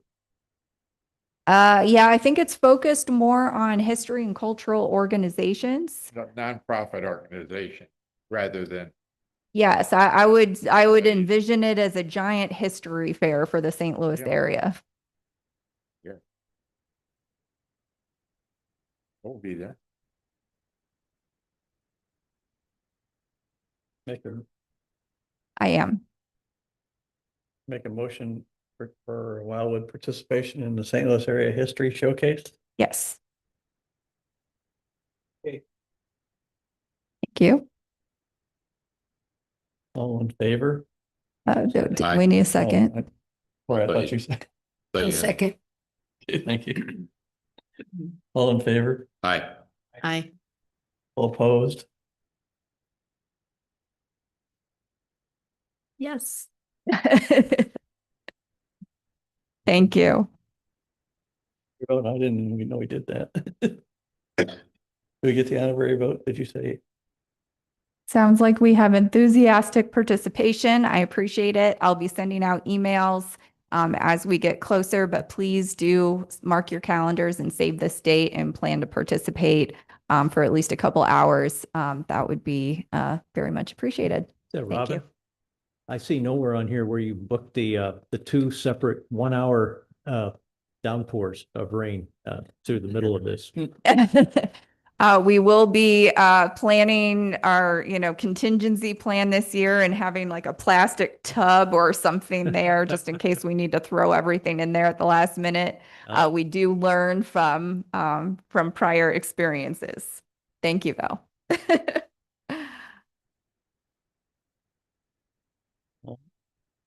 2025 work plan, work program update. All right, Mr. Chair, members of this commission, I'll touch on the master plan. The Citizen Oversight Group met just this past Wednesday to finalize the economic development element of the master plan. I'm happy to report they decided Route 66 revitalization was a good addition to it. So we're infiltrating the master plan, little by little here through that effort. At their next meeting, the Citizen Oversight Group will be discussing the transportation element and moving into the land use element and hearing specific cases for making adjustments to the conceptual land use categories of the master plan. So if you have any questions regarding that item, if not, I'll move forward. It looks like we've touched on many of my other updates.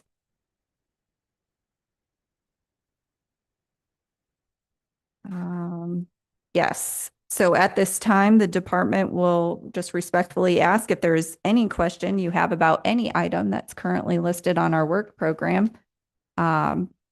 Please ask it at this time and we'll try to answer it.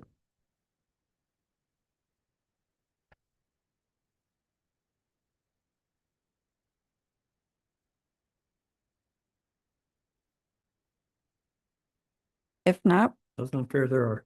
we can move forward. Okay. Not ready for action.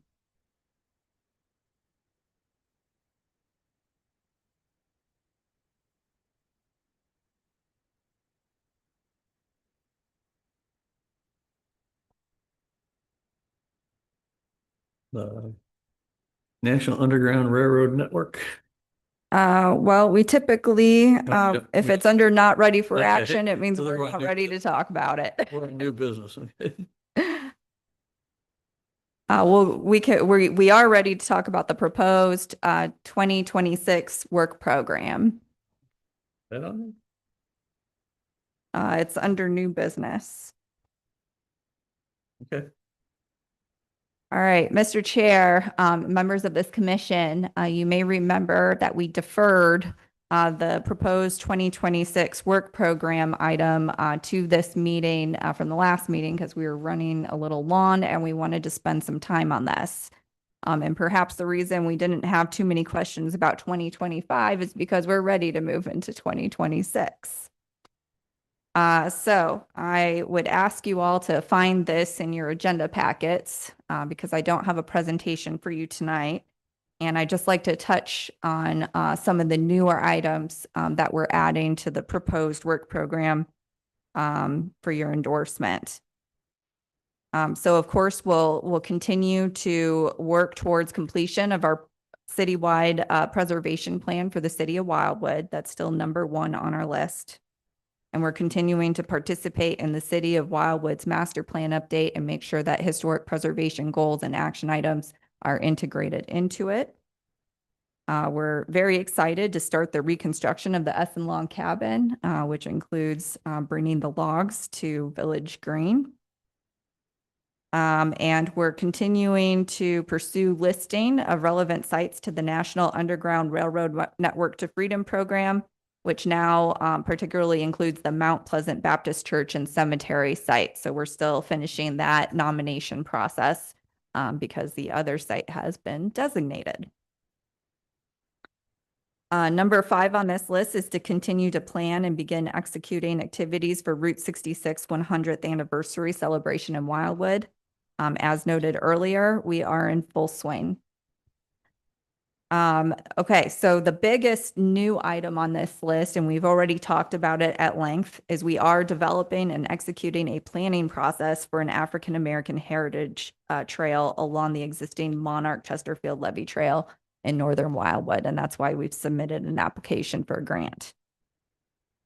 We're continuing to explore partnership opportunities and incentives to potentially preserve and restore the J.P. Connell House.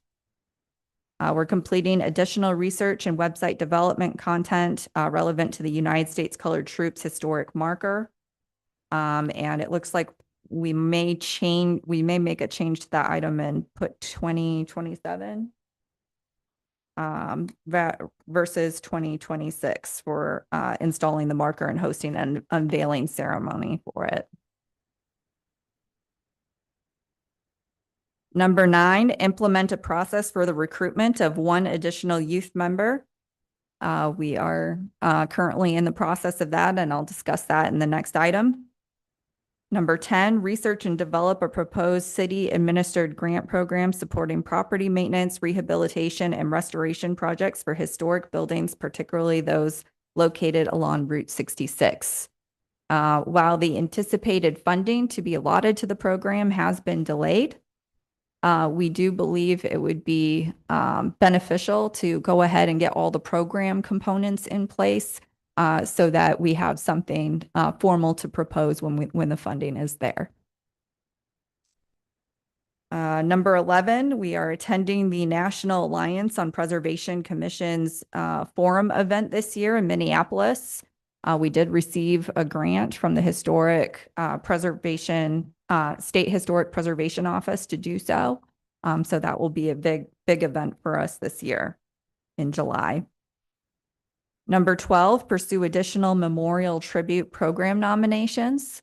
The department is proposing that we do these nominations on a spring-fall cycle, where maybe we do some of our, like more of our lower level recognitions, sustaining members, as an example, in the spring, and then our champions of history recognitions in the fall. It's just a suggestion so that we're just constantly thinking of the next time we're going to recognize someone.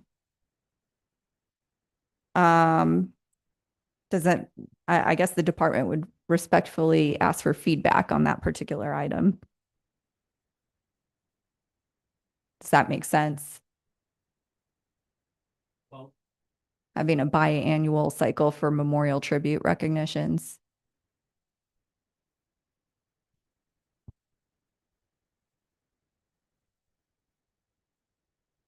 I think as someone who has received this, it's really cool. It's lots of fun. But if you do it twice a year, in the different categories, it's an opportunity to have it out in the public that this is a continual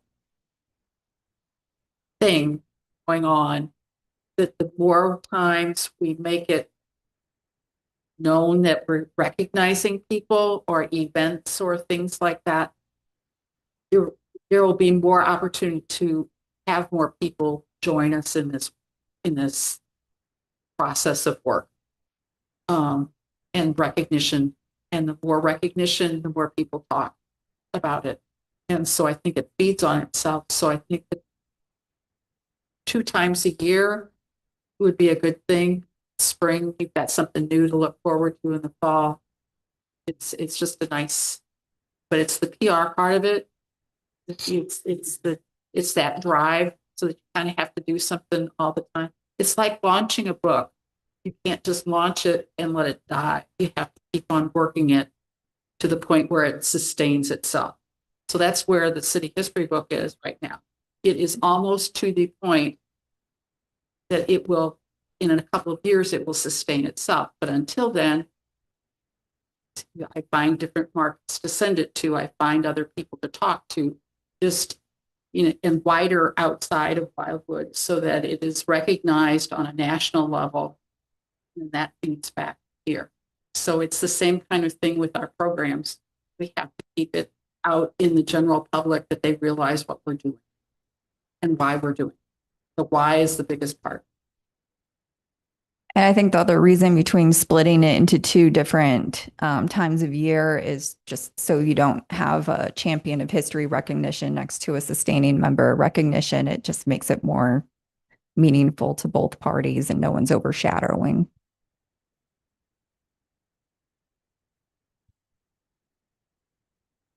Yes.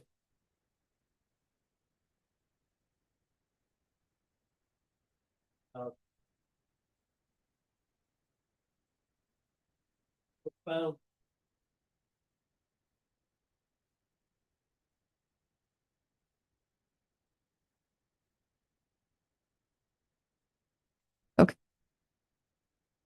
Much less its nominations. Is there a PDF that can be forwarded so that we can become aware of what we'd like to make a motion on?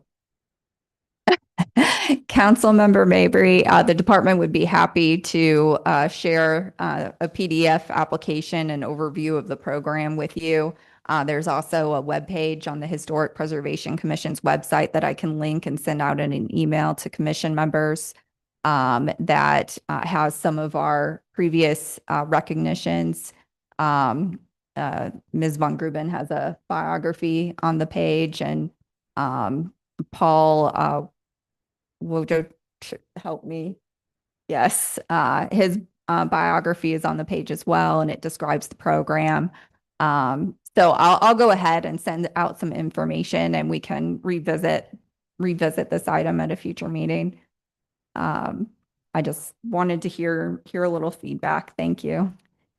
I would just say as part of the promotion is to maybe get it in the Wildwood Gazette or things like that, so that people are aware that it's coming up and what the criteria is for getting that award, those awards. Yeah. Wonderful. Thank you. Great. Number 13, pursue partnership and involvement in the preservation of Westland Acres. The reason the department listed this on our work program this year is there is a development that's been proposed for Westland Acres. The process for it has begun in the city of Chesterfield. Director Vunich, have we received an application yet? Okay, the city of Wildwood has still not received an application regarding it. However, once we do, I anticipate that this commission will be involved in that process, given the historical nature of that area and that it is a local historic district in Wildwood. Number 14, we've spoken to the city attorney and have confirmed that this commission could amend the historic preservation and restoration ordinance and the commission's bylaws to permit residents outside the city of Wildwood, but with significant ties to it, such as business ownership, generational roles, property owners, etc., to serve on the Historic Preservation Commission. And the reason this came up is because we had several very good candidates for our commission this year from the business community, from the Westland Acres community, but the candidates were disqualified because they either didn't live in Wildwood anymore, but had significant ties and property to the area, or they owned a business in Wildwood, but weren't necessarily residents of Wildwood. So we believe that it's to this commission's benefit to have those types of representatives in its makeup. And so the department is proposing that we do pursue a change to the HPC's foundational ordinance to allow for such.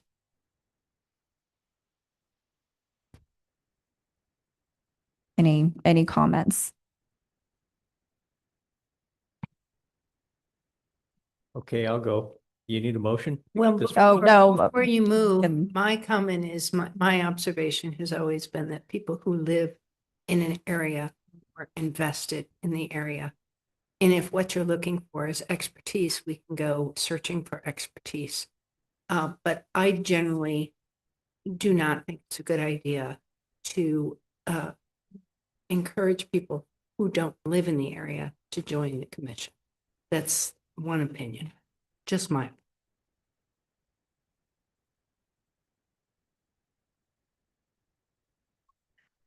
Mr. Mayor, I would ask that you hold your motion.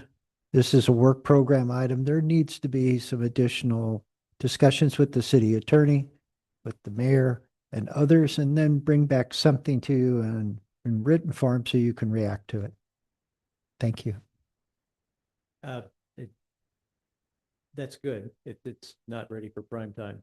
The one thing thinking of, taking the last comment, which strikes me as very poignant, very applicable, is a non-voting auxiliary role, as we have other alternates, to I was gonna say suck their expertise, but I didn't say that, to garner their expertise, but without having them having voting influence in the city's business. Or maybe we could certainly look at that as part of that research and then bring back a discussion on that item and any others that might be pertinent to making an informed decision. Thank you. Thank you.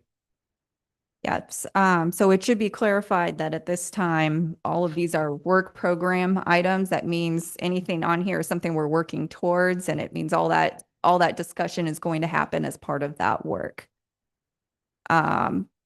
Number 15, partner with Christopher Smith, owner of 909 Old State Road, to promote the deconstruction and relocation of a 1908 historic barn as an example of historic preservation activities in Wildwood. And number 16, add additional properties to the Wildwood Historic Register and plan their historic plaque dedication ceremonies as desired and appropriate. And it should be noted that the department has received 2 such applications, which are on the agenda tonight, and is anticipating a 3rd submittal as well. So it does look like we'll have quite a few of these this year, and we'll need to take it through that process, which is fairly lengthy and involved. We still have a few inactive projects on the work program as well. We continue to archive documents from the city's incorporation, from donations that we've received. Number 2, complete repair work along the frontage of Cone Park and then install park identification signage. Number 3, pursue the potential preservation of Mount Pleasant Baptist Church and Cemetery. Number 4, pursue National Register of Historic Places eligibility assessments and nominations where opportunities are present. And 5, complete a phasing plan for the Route 66 roadside park project. So these items are considered inactive. We're not actively pursuing them, but we wanted to keep it on our radar for potentially in the future when opportunities present. So that is the proposed work program from the department this evening. At this time, we would ask if there are any additions, changes, deletions that you would like to recommend before we ask for an endorsement for moving forward.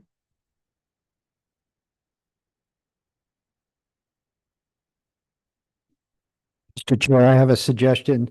Many of these work program items are things that we've talked about over the past year and multiple years. What I would suggest is we take an action on the work program, so we have the work program in place for 2026, but acknowledge that as we complete the historic preservation plan, some of these might change and there might be additions.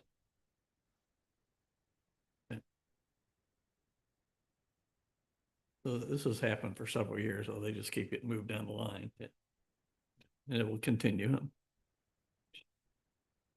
That. Do you need a motion? Yes, please.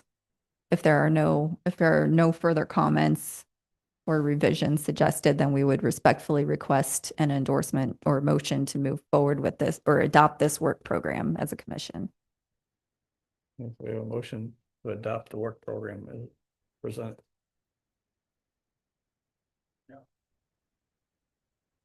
Second? Comment? Okay, all those in favor? Aye. Opposed? And youth? Yes. All right. Thank you very much. Mr. Chair, members of this commission, at our last meeting, you endorsed the third year appointment of Commissioner Raghu Raman as a youth member. However, we noted that Commissioner Bohr will be leaving us at the end of her term because she is graduating from high school and moving on to greater things. So because she is abdicating her seat, we are needing to recruit a new youth commissioner for the Historic Preservation Commission. The department has been busy on this front. I emailed all of the high school and the 8th grade social studies teachers in the area, including private schools and including the homeschool organizations about a month ago. I emailed them again recently, and Rockwood School District, the communications department picked it up and put out a blast to the entire school district. So we're hoping that we'll get quite a few applications. We are going to start advertising the position in the Wildwood e-newsletter. And we've already advertised it in the upcoming edition of the Gazette. We have displayed flyers and applications at City Hall. And we have a web page devoted to the position on the city website. By the end of tomorrow, I hope to have flyers also available at the YMCA, at the local grocery store, at the local libraries, and start a social media post as well. So we are moving along. Hopefully we'll get a good crop of candidates, and our youth recruitment committee, which consists of Chair Quarternick and our Vice Chair Larson, will be interviewing with us at the department in April. Any questions at this time? It sounds like you've hit all the bases. The only thing I might suggest, because Mayor Garitano does get a lot of traction with his videos, that perhaps he might want to interview one of our honorary participants on why someone should be interested in joining us. That is a wonderful idea. What do you want my job? I think it's a good idea. Would you like to be such an interviewee? Yeah. All right, well, we'll work to set something up. Thank you. All right, and that concludes that item. Thank you. Okay, so move on to the review of proposed zoning plats, site development plans, and demolition request. Mr. Chair, the department has prepared for the commission's consideration tonight a memorandum relating to the moratorium that is in place relative to the demolition of historic assets in the city of Wildwood. There are 4 applications for waivers that have been submitted and are compliant to the requirements of the moratorium ordinance for consideration by City Council. These considerations will occur on March 9th at the next City Council meeting. Several of these you are familiar with. Center Avenue is probably the one that may not jog your memory. That is a small outbuilding that is part of a residential property. The residential property is being subdivided into a new town center residential development. The outbuilding will be on one of the new lots. The others have all been reviewed at some stage by the Historic Preservation Commission, and at the bottom of the list is the J.P. Connell House. The department will prepare recommendation reports regarding all 4 of the requested waivers. And again, you are invited, if you would like to come to the city council meeting and speak during public participation, which is the public hearings, and add any comments you would like. If there are any questions regarding the moratorium, waiver process, or any of these 4 locations, please. Ms. Keefe and I would be glad to try to answer them at this time. Thank you.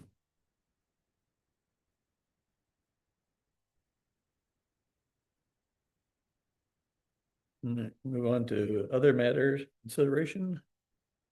Mr. Chair, I believe there's still 2 more items Oh, I under thought that you took care of category. them. Sorry. Photographs and videos.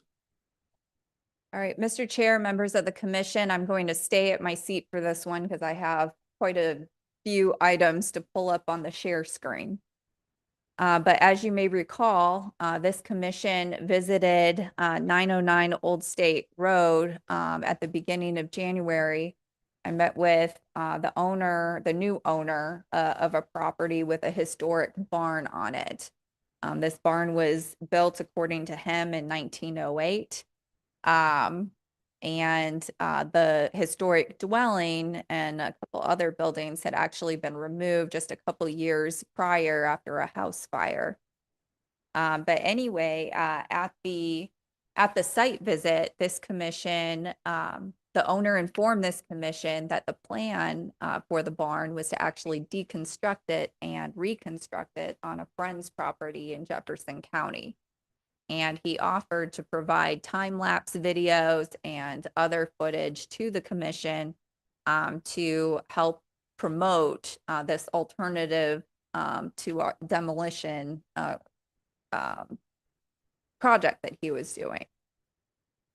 So tonight, he has supplied a number of time-lapse videos to the department. It seems that the department, or that the barn, has already come down in the last month. They did take footage of the deconstruction. It turns out that the side panels of wood were only 20% salvageable, with a good portion of the structure rotted and not usable. However, his friend does have a sawmill at his property, and so he's able to cut new wood for the reconstruction of the barn. So they're still moving forward with the project, and he's looking at and he's working with that friend to potentially have a time-lapse video for the reconstruction of the building as well, so that we have both phases of the project. So tonight I can show you a couple videos. Hopefully it will show okay, because I've noticed that videos haven't had the greatest quality when shared on Zoom, but we'll give it a whirl.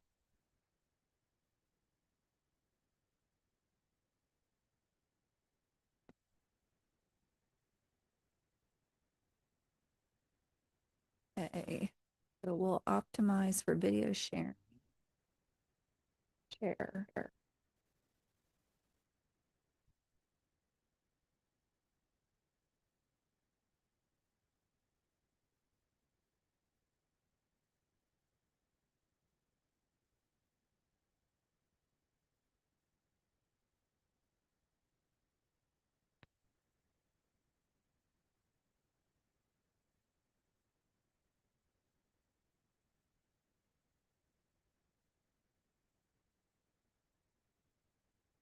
So I think because of the file size, there are a number of these. Okay.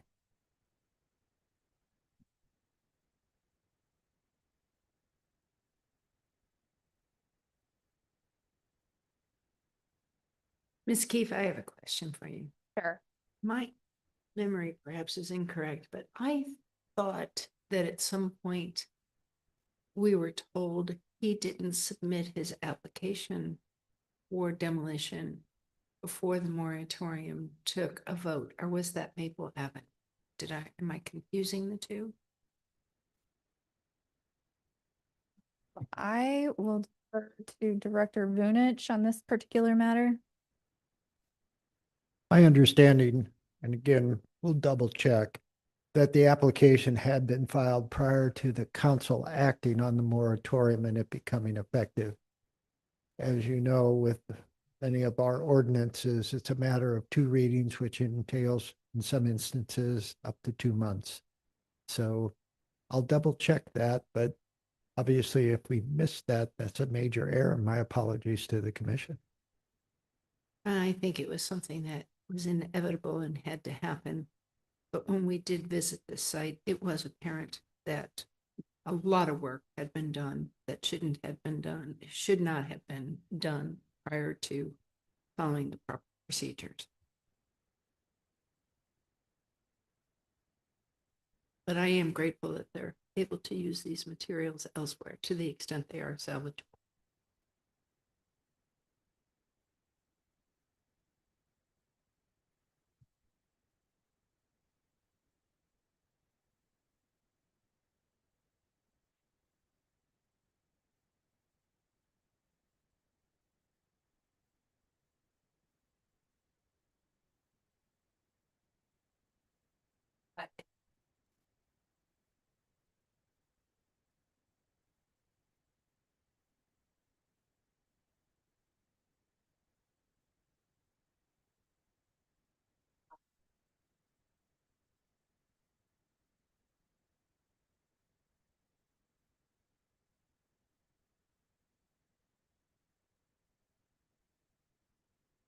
Sure.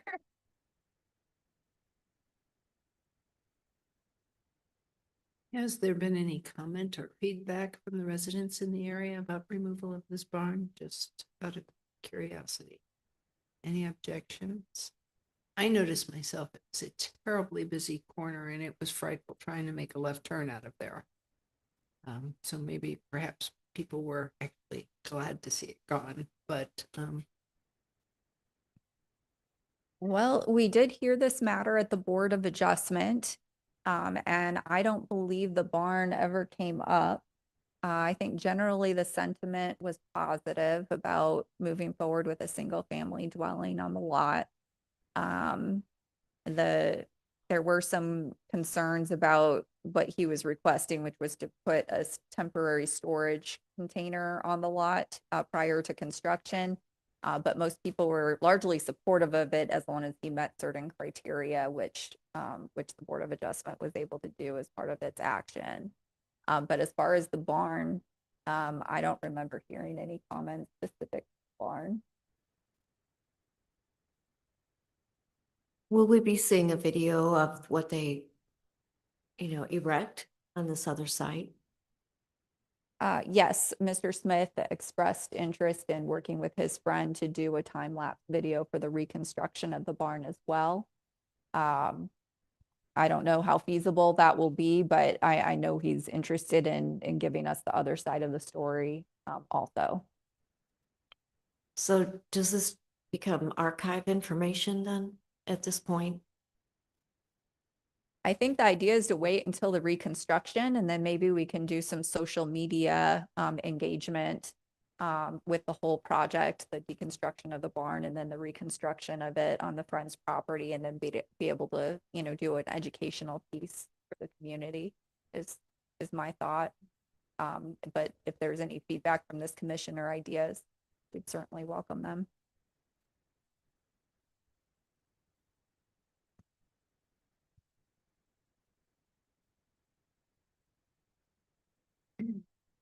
Okay, move on.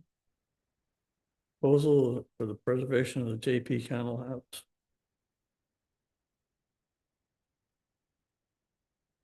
Thank you, Mr. Chair.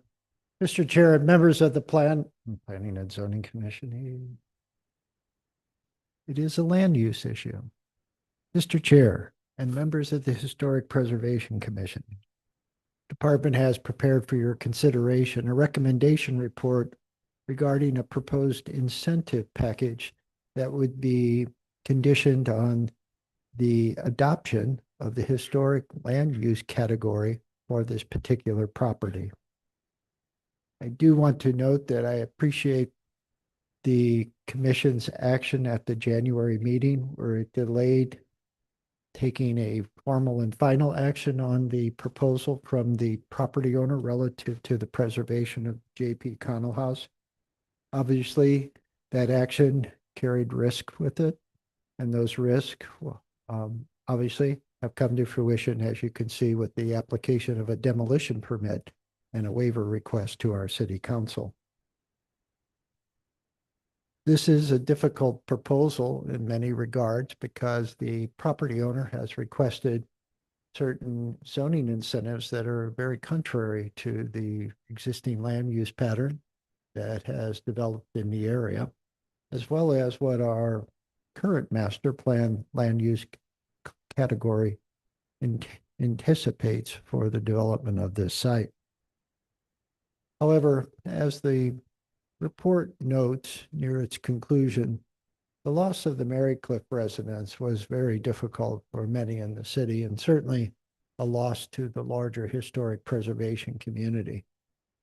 The lesson that the department took from the loss of the Marycliff residence was that oftentimes standing on the sidelines and trying to marshal action is not necessarily the same as taking action, and taking action by the city. From that perspective, the Historic Preservation Commission has been given 3 options by the property owner. The first, when this particular discussion was introduced to the commission, the property owner requested that the JP Connell House be placed on the smallest size lot possible to reduce the tax burden associated with it, and then use the remaining acreage for pasture for his cattle grazing. Shortly thereafter, as the discussion matured, the property owner came back and, for the most part, said he would like at least 4 one-acre lots, one of which would be the location of the JP Connell House, and then the remaining 10+ acres be designated for future multiple family development. That's the proposal we discussed at length at the January 2026 meeting. Subsequently, Ms. Keefe and I met with the property owner this week, and the proposal had matured some from his perspective. Not only was he still seeking the R6A designation for the majority of the site to accommodate a multiple family development, he did say that a commercial or light industrial use might be acceptable. Now, from your all's perspective, that may seem even a worst case scenario than an apartment complex, which is residential in nature. But I would note that Kelp Contracting has a facility on the north side of St. Albans Road, and the particular property that we're discussing is on the south side of St. Albans Road. So there is already, in many ways, an industrial pattern that's been established in the vicinity and been in place for approximately 50 years. The 3 options obviously are difficult as presented by the property owner, and the property owner has made it clear that it's an expensive proposition to insure the property, to secure it, and then ultimately restore it and put it into active reuse. From the perspective of the department, it is proposing an incentive package. That package is identified on page 3 of the department's report to the commission. It is broken down into 3 components. The first, if the incentive package is solely residential in nature, the 4-acre portion where the JP Connell House would be located would be limited to the R1 1-acre resident district zoning designation, meaning that approximately 4 lots could be developed in that portion of the property that is immediately abutting St. Albans Road. The department went on to establish that although 4 lots, 1 acre in size, could be considered, the placement of improvements on the 3 other lots, notwithstanding the JP Connell House, would have to take into account the historic nature and not negatively influence it, meaning placing the houses the other houses in such close proximity that the historic character of the property and the vegetation, trees associated with it would be damaged. The 10-acre portion then would be recommended to be a R1A half-acre resident district, meaning that potentially on 10 acres, 20 additional home sites with homes could be accommodated. All told, on the 14 acres, 24 dwellings and lots would be accommodated, one of which would be the J.P. Connell House. Conversely, if commercial or light industrial, the overall 14-acre site would be designated commercial or an appropriate light industrial use, with the dwelling being able to be a component of it, i.e. an office. We have that at Kelp Contracting. The farmer's single-family residence is their office, and the storage yard is the remaining portion of the property. Suffice to say, Kelp Contracting has been a long-standing business, and there is a lot of equipment and materials and all kinds of stuff on the lot. Wouldn't necessarily say that is what you'll see here, because as part of any of this incentive package, a rezoning process exists. Mr. Gruey at our January 2026 meeting acknowledged that, and that our requirements would be applied. And those requirements are stringent in many regards, include screening, landscaping, lighting, sound, as well as architectural review. Overall, any incentive package would relieve the property owner of any fees associated with the historic designation process. It would waive all fees relating to the zoning and subdivision actions as part of the incentive package. It would waive traffic generation assessment fees, which are a one-time collection of a charge based upon the provided number of parking spaces. And then the commission would advocate the use of the overlay or plan district so as there's a guarantee that the specifics of the development of the site are controlled by a single ordinance tailored to that site. And that's a key component of any action that we take as a city in the town center area. In summary, it would allow potentially 24 homes on individual lots, one of which is the J.P. Connell House, or a type of activity, land use, that is not residential in nature. It would waive a certain amount of fees and collections, and for the most part, allow the property owner to be in a position, hopefully, to invest in the J.P. Connell House, restore it to its past condition, and use it or reuse it for an active use that would continue to allow it to be maintained well into the future. The department concludes by saying that there are probably a range of questions that would exist. How do we guarantee the restoration of the J.P. Connell House? How do we ensure it's reused and does not sit idle? How do we make sure that all of the requirements that we would establish as part of any development proposal are met? All of those are very good questions. For the purposes of tonight, and to proceed forward with some idea of, is this a solution or not? Those questions will have to wait as we get further into the discussion. But tonight, the department is offering you two components of land use as incentives, and then other components relating to fees, charges, escrows, and et cetera. With that, the department will conclude its presentation and accept any questions or comments from the commission members. Thank you.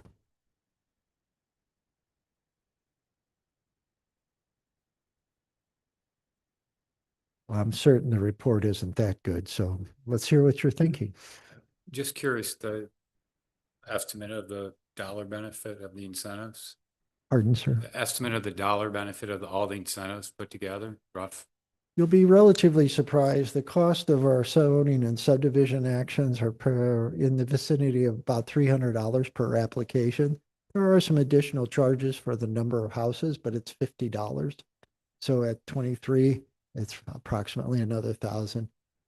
The traffic generation assessment fee based upon a residential component is about $1,600 per space. Most homes are required 3 spaces, so we're talking about $5,000 a home. So the cost then escalates there. And from the perspective of the designation for historic district, in many instances, we don't even collect the fee because we're advocating for the action, not necessarily against it.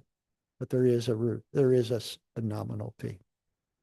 All told, it could be in the range of anywhere from about $30,000 to $40,000 when you take into account the traffic generation assessment fee. So it's real money.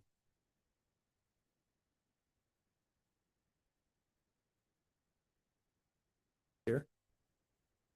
I don't know whether in some circles of harder business to make a motion and then ask questions.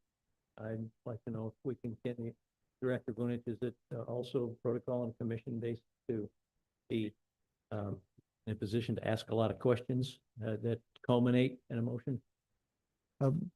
Typically what the Planning and Zoning Commission has done when there is a controversial or unusual petition before it, they'll make a motion to discuss, and then there'll be a second and voice vote.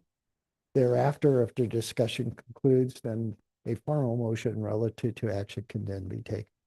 I'd like a motion to discuss the living daylights out of this, I second that. and making that motion, do we vote or do we then A discuss? simple voice vote on the motion is all that's necessary. Aye. Aye.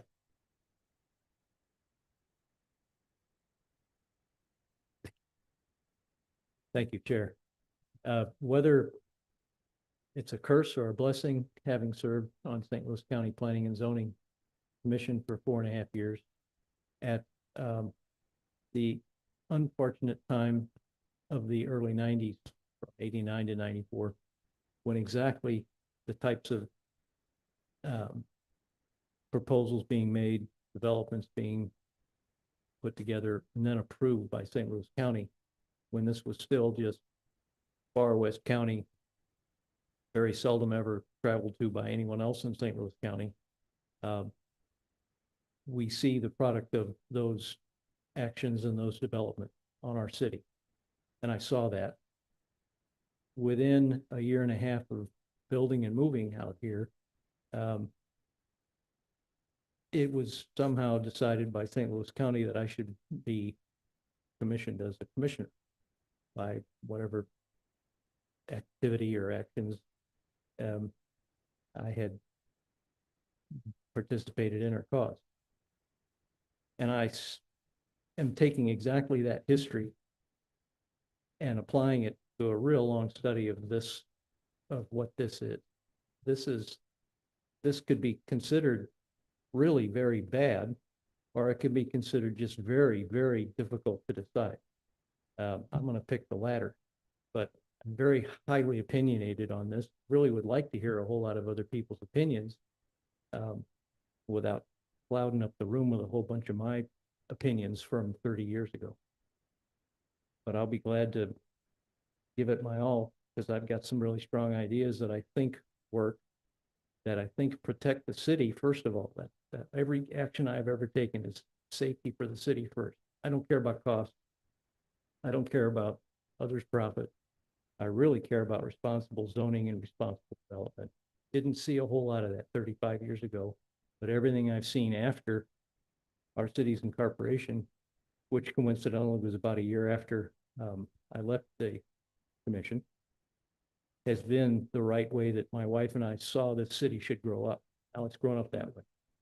It won't be the same if this proposal is approved by the council in any close manner, shape, or form to what the petitioner had originally proposed And I really compliment the department on the creativity it took to take this pile of bad proposal and try and salvage one shred of sanity to it. They haven't reached that far for me yet. I just wondered, how's the commission? I'm just a liaison from the council that's clouded up with a lot of this experience from the past. So I agree with you, Commissioner Mabry, that the initial proposal was a plan without a plan. It was a blank check. And there's no way we could have agreed to that. And I do applaud you for making efforts to come up with a plan. Thank you. But I also don't think this is an incentive. It's a concession. Mr. Gruey purchased that property knowing the J.P. Connell House was on the property. He claims it to be a great liability that he cannot insure. Anything can be insured if you're willing to pay the money. He knew that when he purchased it. And he's using that asset as a sword against the city to get what he wants, to flip the property and to make a killing, essentially, for lack of a better term. If he were to demolish that property, what does he have? He has what?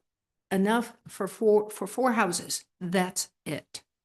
So it's in his interest to keep that property, to keep the J.P. Connell House in good condition, at least as it is, to maintain it as it is, to not demolish it, and to continue to work with the city.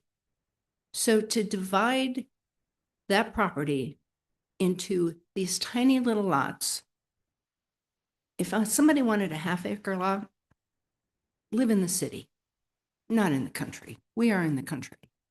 And a historic asset is not an asset if you ruin the provenance. And that's exactly what will happen. I don't want to hear mention of kelp and how light industrial complements kelp, because kelp, it's my understanding, is only there because it was grandfathered in. The trees, the topography and the trees and how it would shield, that's only true for so many months of the year. When I go by kelp now, even though it sits on a plateau above 100, I see all of that industrial equipment. Do I want to see that on St. Albans? No. Do the people on St. Albans want to see that? Heck no. So I would say, while I appreciate the effort, there is still more effort to be made. Do I want to be in your shoes? No, absolutely not.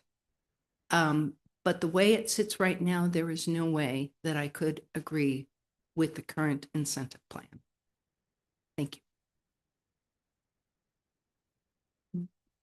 From the department's perspective, certainly fashioning something that would strike the appropriate balance is probably a iterative process. And in many ways, I feel the department's provided you the optimum proposal from the property owner's perspective.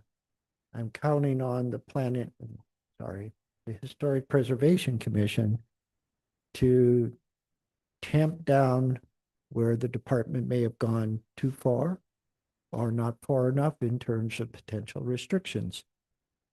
I will say that the design of the 4-acre, 10-acre split is premised on that drainage tributary that bisects the property in an east-west direction and creates those two components.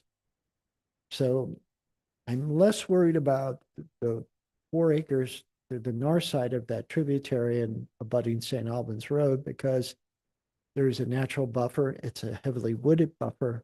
And from the perspective of the department, if the commission and the department and other boards and commissions do their job, I think we can site additional homes on 1-acre lots and preserve the character of the J.P. Connell House.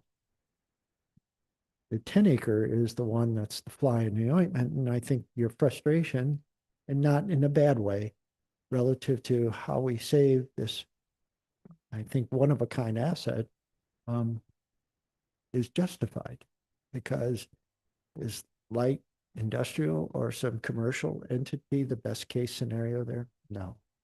But I fall back on, again, that we lost the Mary Cliff residents for all intents and purposes after a year of kind of surrounding the issue, never really tackling the true component of it, which was if we're going to save it, we're going to have to do something that maybe is a little uncomfortable for the city. And I guess that's what I'm telling you today. I think that might be a little more than just a little uncomfortable. I think that's an understatement. Is there any possibility, since there is a natural divide between the property, that he might be willing to divide it himself? What, by the way, whatever happened to the idea? What happened to those poor cattle that he had intended? That question was asked. He never answered it. I think from our conversation that Ms. Keefe and I had with him at the beginning of the week, step back. If an incentive package is devised, adopted by the city, and ultimately there's a framework for development, while that is being marketed, he'll put his cattle on the property, and as long as it takes to market the project, have an owner under contract, go through the process with zoning, with the HPC, Planning and Zoning Commission, and City Council, it'll be used for pasture. But eventually, the cattle will be removed and the project would move forward. Well, you're going to hear this question, so you might as well hear it from me. If light industrial were to go in because it complements kelp, that's how you justify it, then he also owns 150 acres almost directly across 100. So will that then become another major development, dense development, or more light industrial because it now complements the JP Connell's site, now complements what he's proposing on the other 150 acres? We're talking about an entrepreneur. Certainly. And I'll be the first to admit that the historic land use category of the master plan is probably the least applied and most unknown, because it's only been used in a couple of instances, and the principal instance is Westland Acres. That particular community, the African American historic community, was designated non-urban residential area. So from the owner's perspective in Westland Acres, if there's, let's say, 52 acres in Wildwood, do the math. It's 24 lots. That's too many, sorry. Do the math, Joe. It's it's what, 16, 17 lots. To accommodate what at that time City Council thought was an appropriate approach with the development entity proposing the project, we basically designated Westland Acres a historic district under the 5th land use category, historic, and we gave them 1 acre zoning, which is consistent with all around it. The Highlands at Wild Horse subdivision, the different villages, it's all 1 acre density with an overlay district. We applied it on a small property for commercial purposes, not very controversial. And so it's not been used a lot.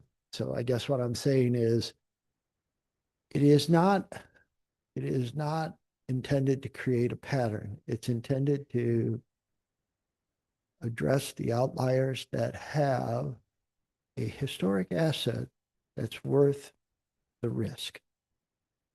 And 150 acres that's vacant, 150 acres with a dilapidated home that meets 75 years of age or older, I don't think it meets the muster. It wouldn't meet the Department of Planning's muster. I don't think Ms. Keefe and I would be standing up here and saying, oh, the house on Maple Avenue, the one you all visited, that's worth saving and that's worth the application of the historic land use category? No, this is, because when I look at our inventory or in the individual surveys, there's maybe a dozen buildings or structures. They vary in size from JP Connell to the LaSalle Institute, but I think we need to go all in on if we're going to try to save them. We have no commitment from Mr. Gruey that he will invest and restore the home? And that's part of that. That's a great question. And if you were to say tonight, this is the appropriate set of incentives, residential, commercial, industrial, the other components, then those were the questions we would start with very shortly hereafter. And a true plan, something on paper. But How can we agree to one without a commitment to the other? and if that is the direction from the commission tonight, that's the direction Ms. Keep and I'll take back to Mr. Gruey. There is a potential incentive package out there that this commission would endorse, but not without more information.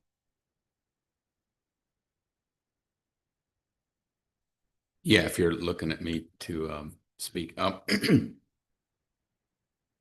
Everybody up here is dying to save this house. We've established that beyond any doubt. 24 homes on, it's 12 acres, right? That site is roughly 12 acres. 14, just Oh, it's over 14. 14 acres. Okay, that changed things a little bit, but 24 homes on 14 acres. There's not a single person in Western Wildwood that would support that notion. It's just it would be highly visible, and it does not fit that area at all. But what I wanted to say is, about 10 years ago, I bought 5.5 acres adjacent to it was part of my grandmother's family's farm, and I added it to my own family farm because you get up there a few generations and it's the same family. And so it had a dilapidated house that needed knocking down, and I paid $50,000, 5.5 acres, because that house was a liability, and it took some knocking down and so on and so forth. But my point is, real estate has not skyrocketed in my area. I'm less than a mile from that location. My land is more desirable. It lays better. It's more private. It doesn't have a road on each side of it, and so on and so forth. And so if we're talking about 50 grand for 5 acres a mile west, maybe 50 grand for 3 acres in a less desirable area with a house that's fallen down anyway, can be spun as, this is a public good. We'll give you X dollars for this, for 3 acres and a home, and you still have 11 acres, and we can figure out something to do with that. You can still build, 3.5 homes on 11 acres or whatever our zoning allow. So I'm suggesting that maybe it's worth even offering to pay for the appraisal, which would be probably less than $1,000. I don't know how much. I've paid for a number of appraisals over the years. They go, sometimes it's $300 and sometimes it's $3,000, but we could offer to have that appraised and presume that it's 3 acres, even though it's not subdivided. And maybe we can, find a way to just buy it and take it off his hands. The questions would be, can the city afford to insure it? Can we find out some, actual price for insurance and those kinds of things? And he claimed it would be $50K to stabilize it. Maybe that's the right number. So we're talking $150,000 to preserve one of the most unique assets that we have left in our potential city inventory of, architectural gems. And so again, that's more work for the department. If there's no interest in doing that, or if it's a stupid idea, please tell me, but I just think it's worth, asking the question. Because 24 lots, 24 homes there is not going to fly, no matter, even if it helps to preserve JP Connell House. It just won't do it. That's my opinion. My question in that area is, it's not a very desirable residential site. Yeah, it's really not. It's not. It's you're in your highway all the time. It's across from Kelp. I mean, more power to him. He do his business. He's entitled to do it, but it's not the most desirable place to have a home situated. But it would be, if we get 3 acres, then it wouldn't be, oh, we've got this place and it's on 1 acre and it's going to be encroached upon and so on and so forth. We'd have a nice 3-acre parcel with the mature trees and so forth. And I'm rambling now because I think this idea might have some legs and I wanted to get Joe's thought. Well, prior to the meeting, Councilmember Mabry and I. Yeah, we spoke as well. I'm not stealing his idea. No, I'm just saying that his initial impression is, how do we control the property? And it certainly a purchase, if Mr. Gruey, the owner, is willing, is an option. But as you know, for the last 2 years, we've had no funding for acquisitions as part of our capital improvements program. But we do have reserve funds, and it would be worth the fight for some of us who understand the value of this house, and enlisting the rest of the commission and so on and so forth. It's a possibility we could make it happen. Well, certainly there's 2 people that sit on city council that could make it happen, more so than the commission and anybody in the Department of Planning. You all vote, we don't. I've got an election coming up, so I may not be sitting there very much longer, but I would fight this fight as long as I could and show up for public comments afterwards if necessary. Thank you. I do have a question. Mr. Gruey made the comment several times that the parcel was not really suitable for residential. How is it that it's now suitable for all of those houses? Well, at the conclusion of our meeting on Monday, Ms. Keep and I and Mr. Gruey, he was still advocating for multiple family. And from a planner's perspective, multiple family housing is always what you propose when you're trying to balance between a good land use and a bad land use. We'll put apartments there and we'll let the renters figure it out. So it's always that fallback. It's like, it's not, multiple family housing plays an important role for affordability and having a place for people to live. But it's also always, as I've said, it's the one thing that, oh, we'll put it next to the highway. Who cares if it's noisy? That kind of thing. So we left that meeting with our 6A district on the table. The department took that 10 units per acre and took it down to 2 units per acre. Mr. Gruey may not accept it.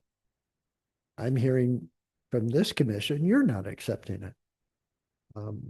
So I think that particular proposal probably isn't going to make much headway.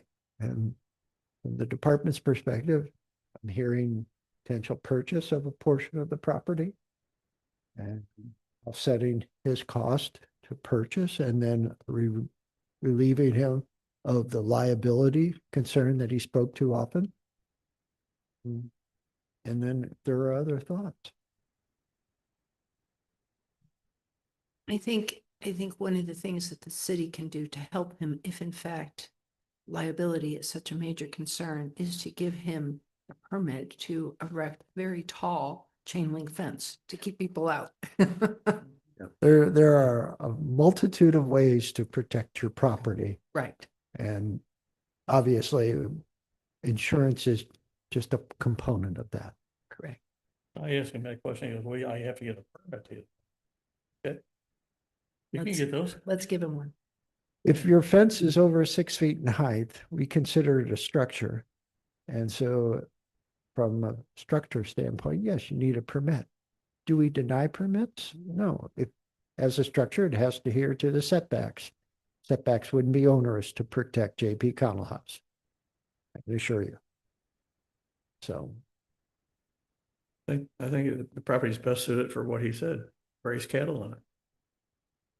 Well, as you know, I stood up in front of you and said, this could work out. A small lot with 13 or 13 and a half acres as pasture, that could work. Yeah. Well, let me ask the question, if you're proposing, these houses out there, so if you're under 3 acres, you have to be supplied by sewers. Is there sewers out? Sanitary sewers? There is not sanitary sewers, but over the course of the last several months, the Planning and Zoning Commission has been dealing with 2 large lot single family subdivisions, one 15 3-acre lots, another 16 3-acre lots. Each is required to have a centralized wastewater treatment plant. The actual treatment plant. Now, and public water is just up at the intersection of Wild Horse Creek Road and Route No. 100. So that's So, my other question. Is there public water? out Yep. there? yep. And the one proposal at Highway T and Route 100 by Lombardo Homes, they are proposing to bring public water to that particular site. Is it also in a sewer district? No. So it's a plant, and it would be a plant that would be Okay. permitted by Missouri Department of Natural Resources. And no natural gas? Pardon? Natural gas? Do they have No. natural gas? No, it'd be like most of the rural areas. Right. With just electric. And fortunately now, high-speed internet. Yes, which has changed my life. Thank you again. Can't You're thank very you enough. welcome. Well, it gets to the point that your development costs are so much like, oh my God, Question, is he open to any further discussion about the size of the lot, or is I'll this be is the glad, best he's gonna do? as Ms. Keefe will attest, he agreed, let's talk about it, let's see what they say, we'll get back together. He's out of town or he would be here tonight. Certainly, if you provide any direction, let's keep an eye, I'll meet with him again and see where we can go. As long as we keep talking, there's a chance. And the, Yeah. And I would agree, but I want to emphasize again, without that asset on his property, all he has is 14 acres that he will not be able to sell. And he's got 4 home sites. exactly, He's got 4 home sites, sites. which he has already said Or he can raise are cattle. not suitable. Can we move the house? Well, surprisingly, the attorneys representing the Marinus Retreat Center said, Wildwood, you could have the house, the Mary Cliff residence, if you could move it. Now, it's 12,000 square feet. So yeah, I was like, no. Everybody I talked to said that's almost a darn impossible task. And where are we going to take it? The JP Connell House is a smaller footprint, and I'm sure we could find a place to put it. It would make a lovely wedding venue, I thought about bed and breakfast. that's a winery. Director Vunich, I apologize. I didn't catch the last portion of what you'd said about having to do with utilities. I just really didn't catch it. It seemed important enough that it was taken as a positive, I thought, by another commissioner. Talking about sewer system is not out there. They don't have sewers out that far. Everything, there's no gas, won't be. So everything was electric. You get heat pumps and you get all electric, and that's what you get. So was there something different about that way you were presenting some information? The only utility that typically you don't expect in the rural areas west of Route 109 in most instances is public water. And public water is nearby and a connection could be made. So electric, potable water from Missouri American Water Company, high-speed internet, but the remaining utilities, Yeah. excuse me, No no. sewer, no gas. Okay. That is not a positive. If you were referring to me, I would love to have those things, but it is what it is. I do Yeah, we fine don't. without anything except electric. Have for 40 years. Well, and again, I'm not necessarily advocating for the department's recommendation after hearing your comments, but not far down Highway T in a rural area, there's a highly developed St. Albans community. And they have a range of house sizes. So they have 1 acre and they have homes on very small lots in the old community of St. Albans. So it's not so far-fetched as like there's nothing like it around. Well, go 2 miles west and you'll see it. Yeah, we looked in St. Albans 40 years ago. Weren't about to live there. And I understand, Weren't again, about to. I'm just saying, we can certainly step back, stay on the sideline, do everything we can to delay the demolition. But eventually we're going to have to make a decision, and I don't know if this is even an agreeable incentive package. I think the commercial light industrial might be the better of the two for Mr. Gruey based upon including remarks we had on Monday's meeting. But what I'm hearing is, let's go back and see if he'd be willing to consider selling a portion of the property to Wildwood. I would continue to contend that there would be no community support whatsoever for 24 homes or for an apartment complex. And the light industrial, that's a non-starter as well. And so we have to get creative and try something else.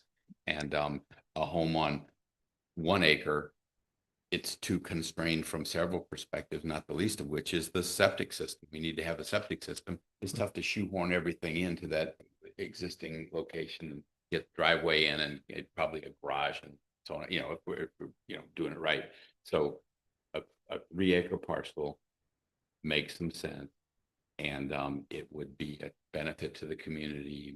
We can spin it that way. I think that's really in my opinion, that's probably our only option. I don't know if other folks agree, but I can't see any other way forward to save the house. All of so, am I wrong here? Does anybody see any other? Think for what you'd want to charge our houses there. It's not a site that's conducive to people who are going to pay that much money for a house, put it there. No, I agree. I 100% agree. I'm suggesting that if we can get an appraisal, by the JP Connell house and 3 acres, and then he's back in at square one in terms of rezoning. And if he wants to, try again on 1 acre parcels or something like that, we'll entertain that notion. But he's out of the historic building business, and he doesn't have the liability, and Wildwood has taken that on, whatever. What Mayor Garitano has mentioned several times that the city is in need of senior housing, over 55 residential villas. Has anything like that been considered that would complement the JP Connell house, something that is actually needed in the area? There's been consideration about finding different areas to build something like that. Well, certainly the R1A does allow attached units, so you could do pairs. They call them now attached villas. We used to call them duplexes. So that's an option.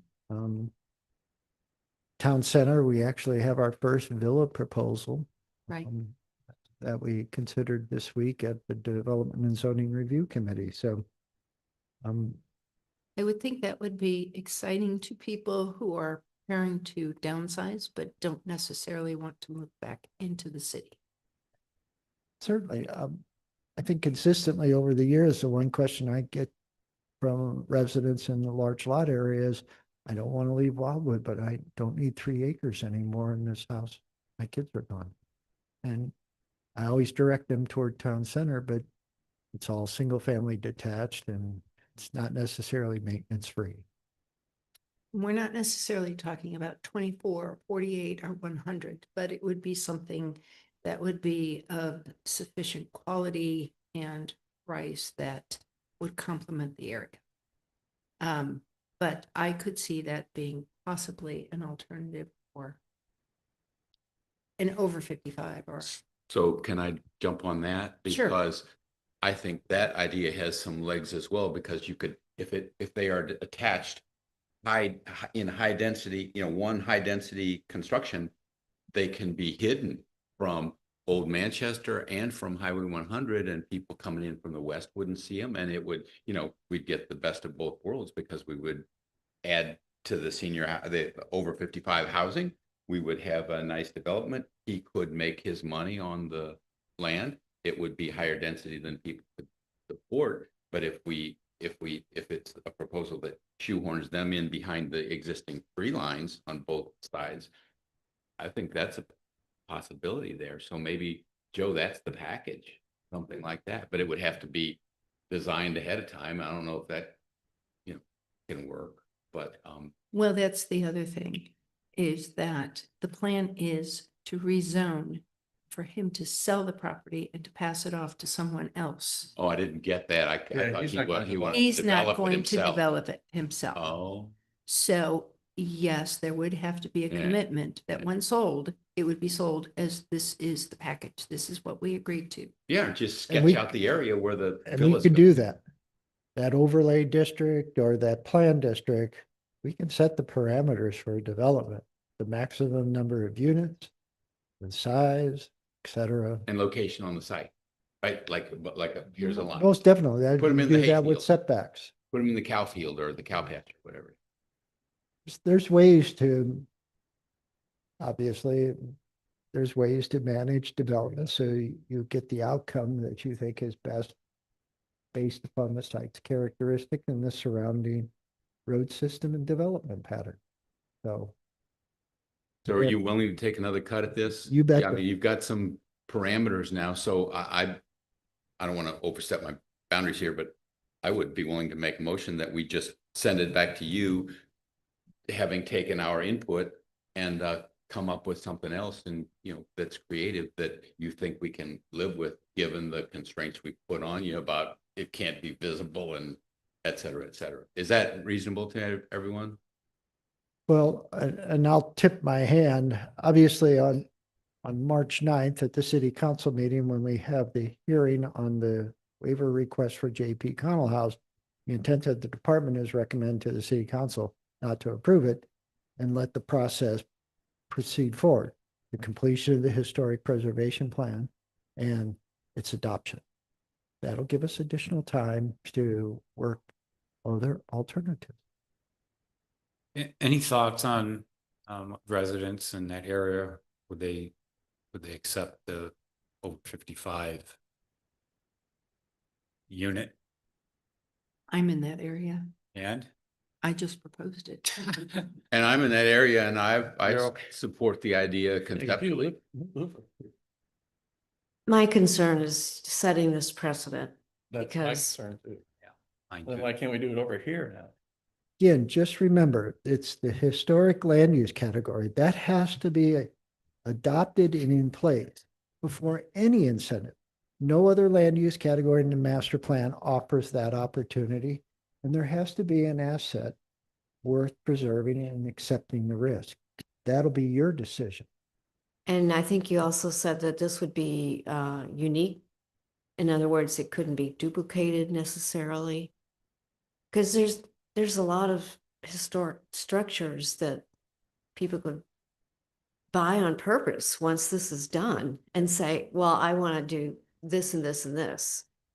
You can keep that historic structure, but I want to do all these other things.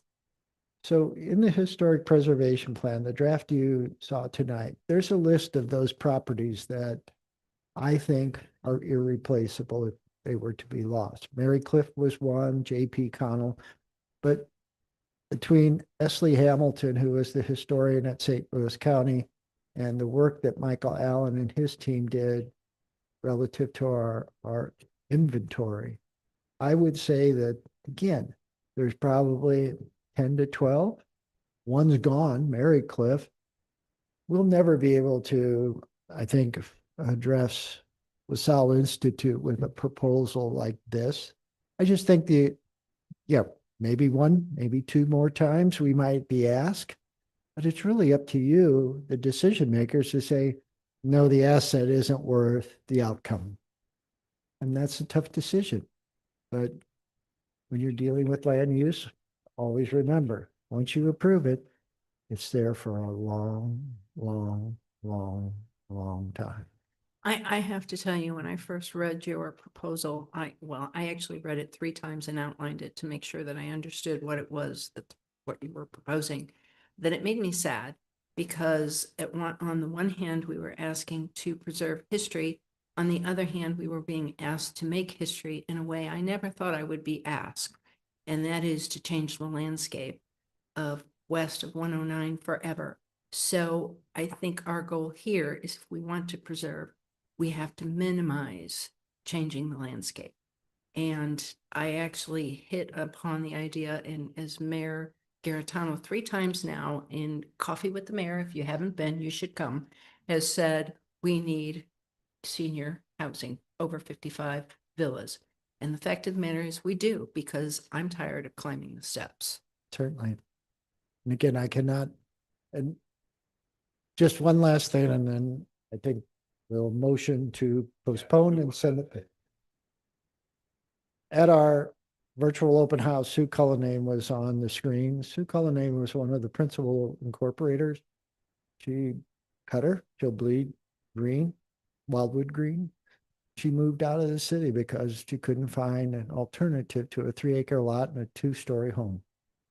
And that hurts too. So I get the need for senior housing, and obviously we'll do our best we can to meet that demand, but so I've got my marching orders. Thank you. Chair, this question, and I don't know do we still have a quorum with one commissioner having left? I don't know what I have a problem with that. Yeah, Mr. Lavaz is an alternate, so he's not part of our quorum. Very well, thank you.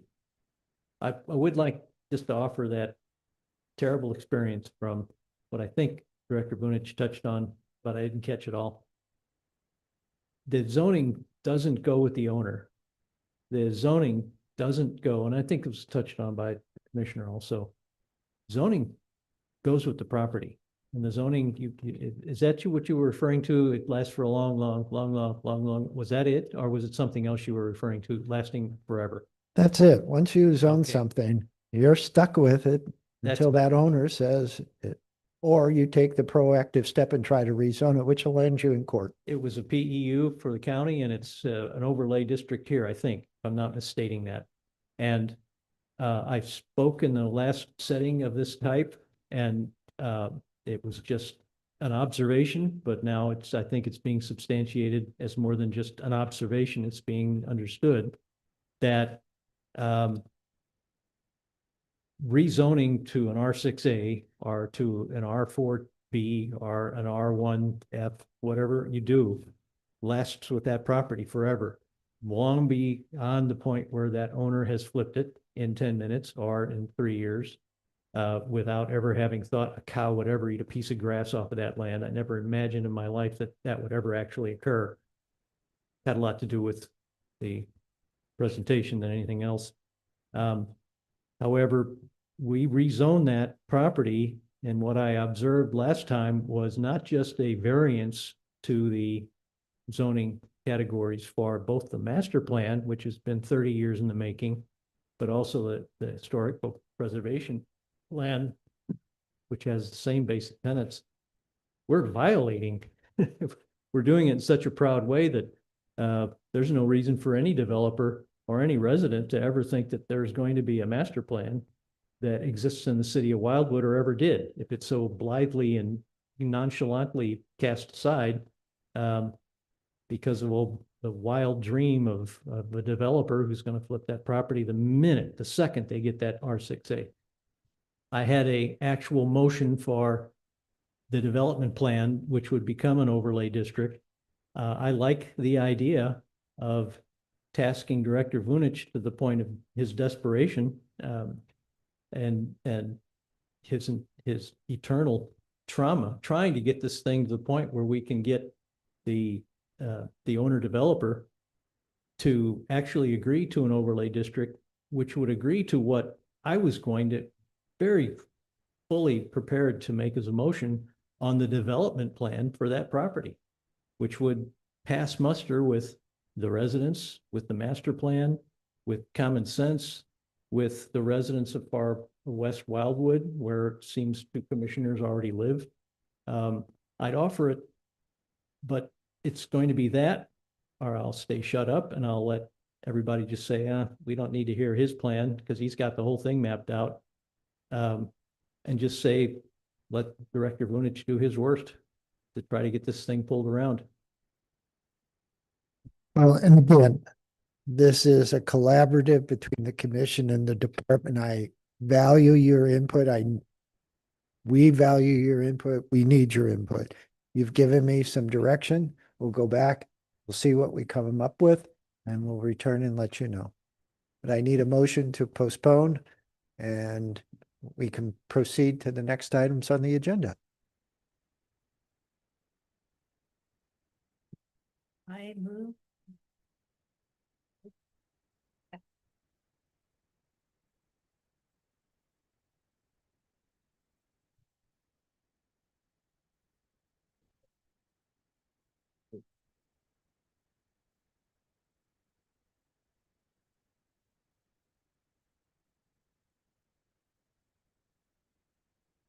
I don't know the rules of this chair.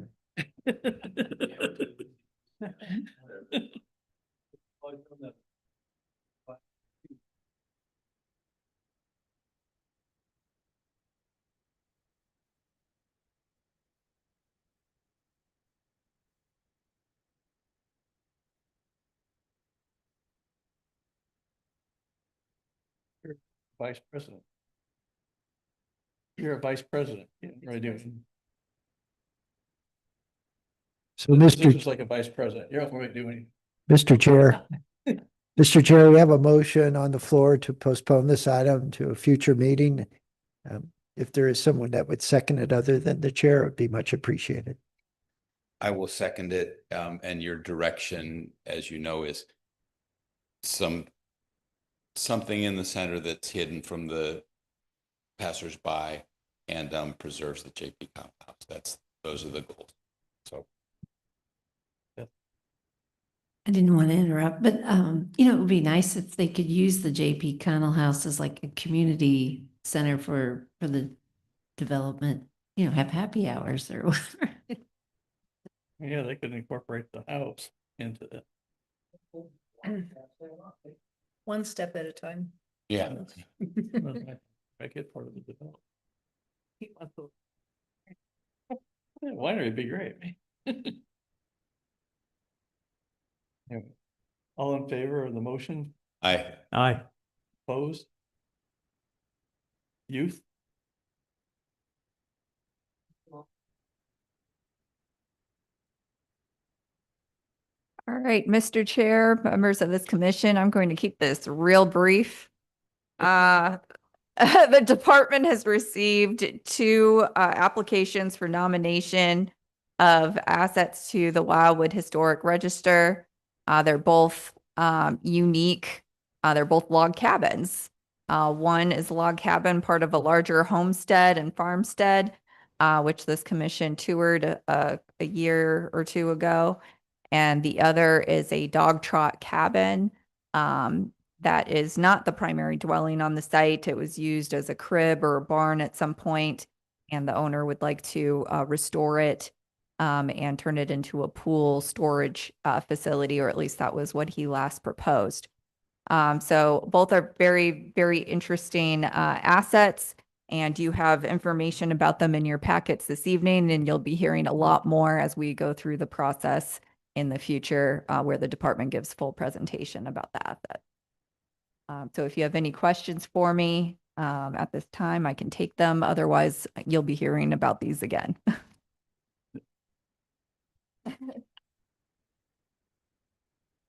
That it? Okay, I can't make a motion.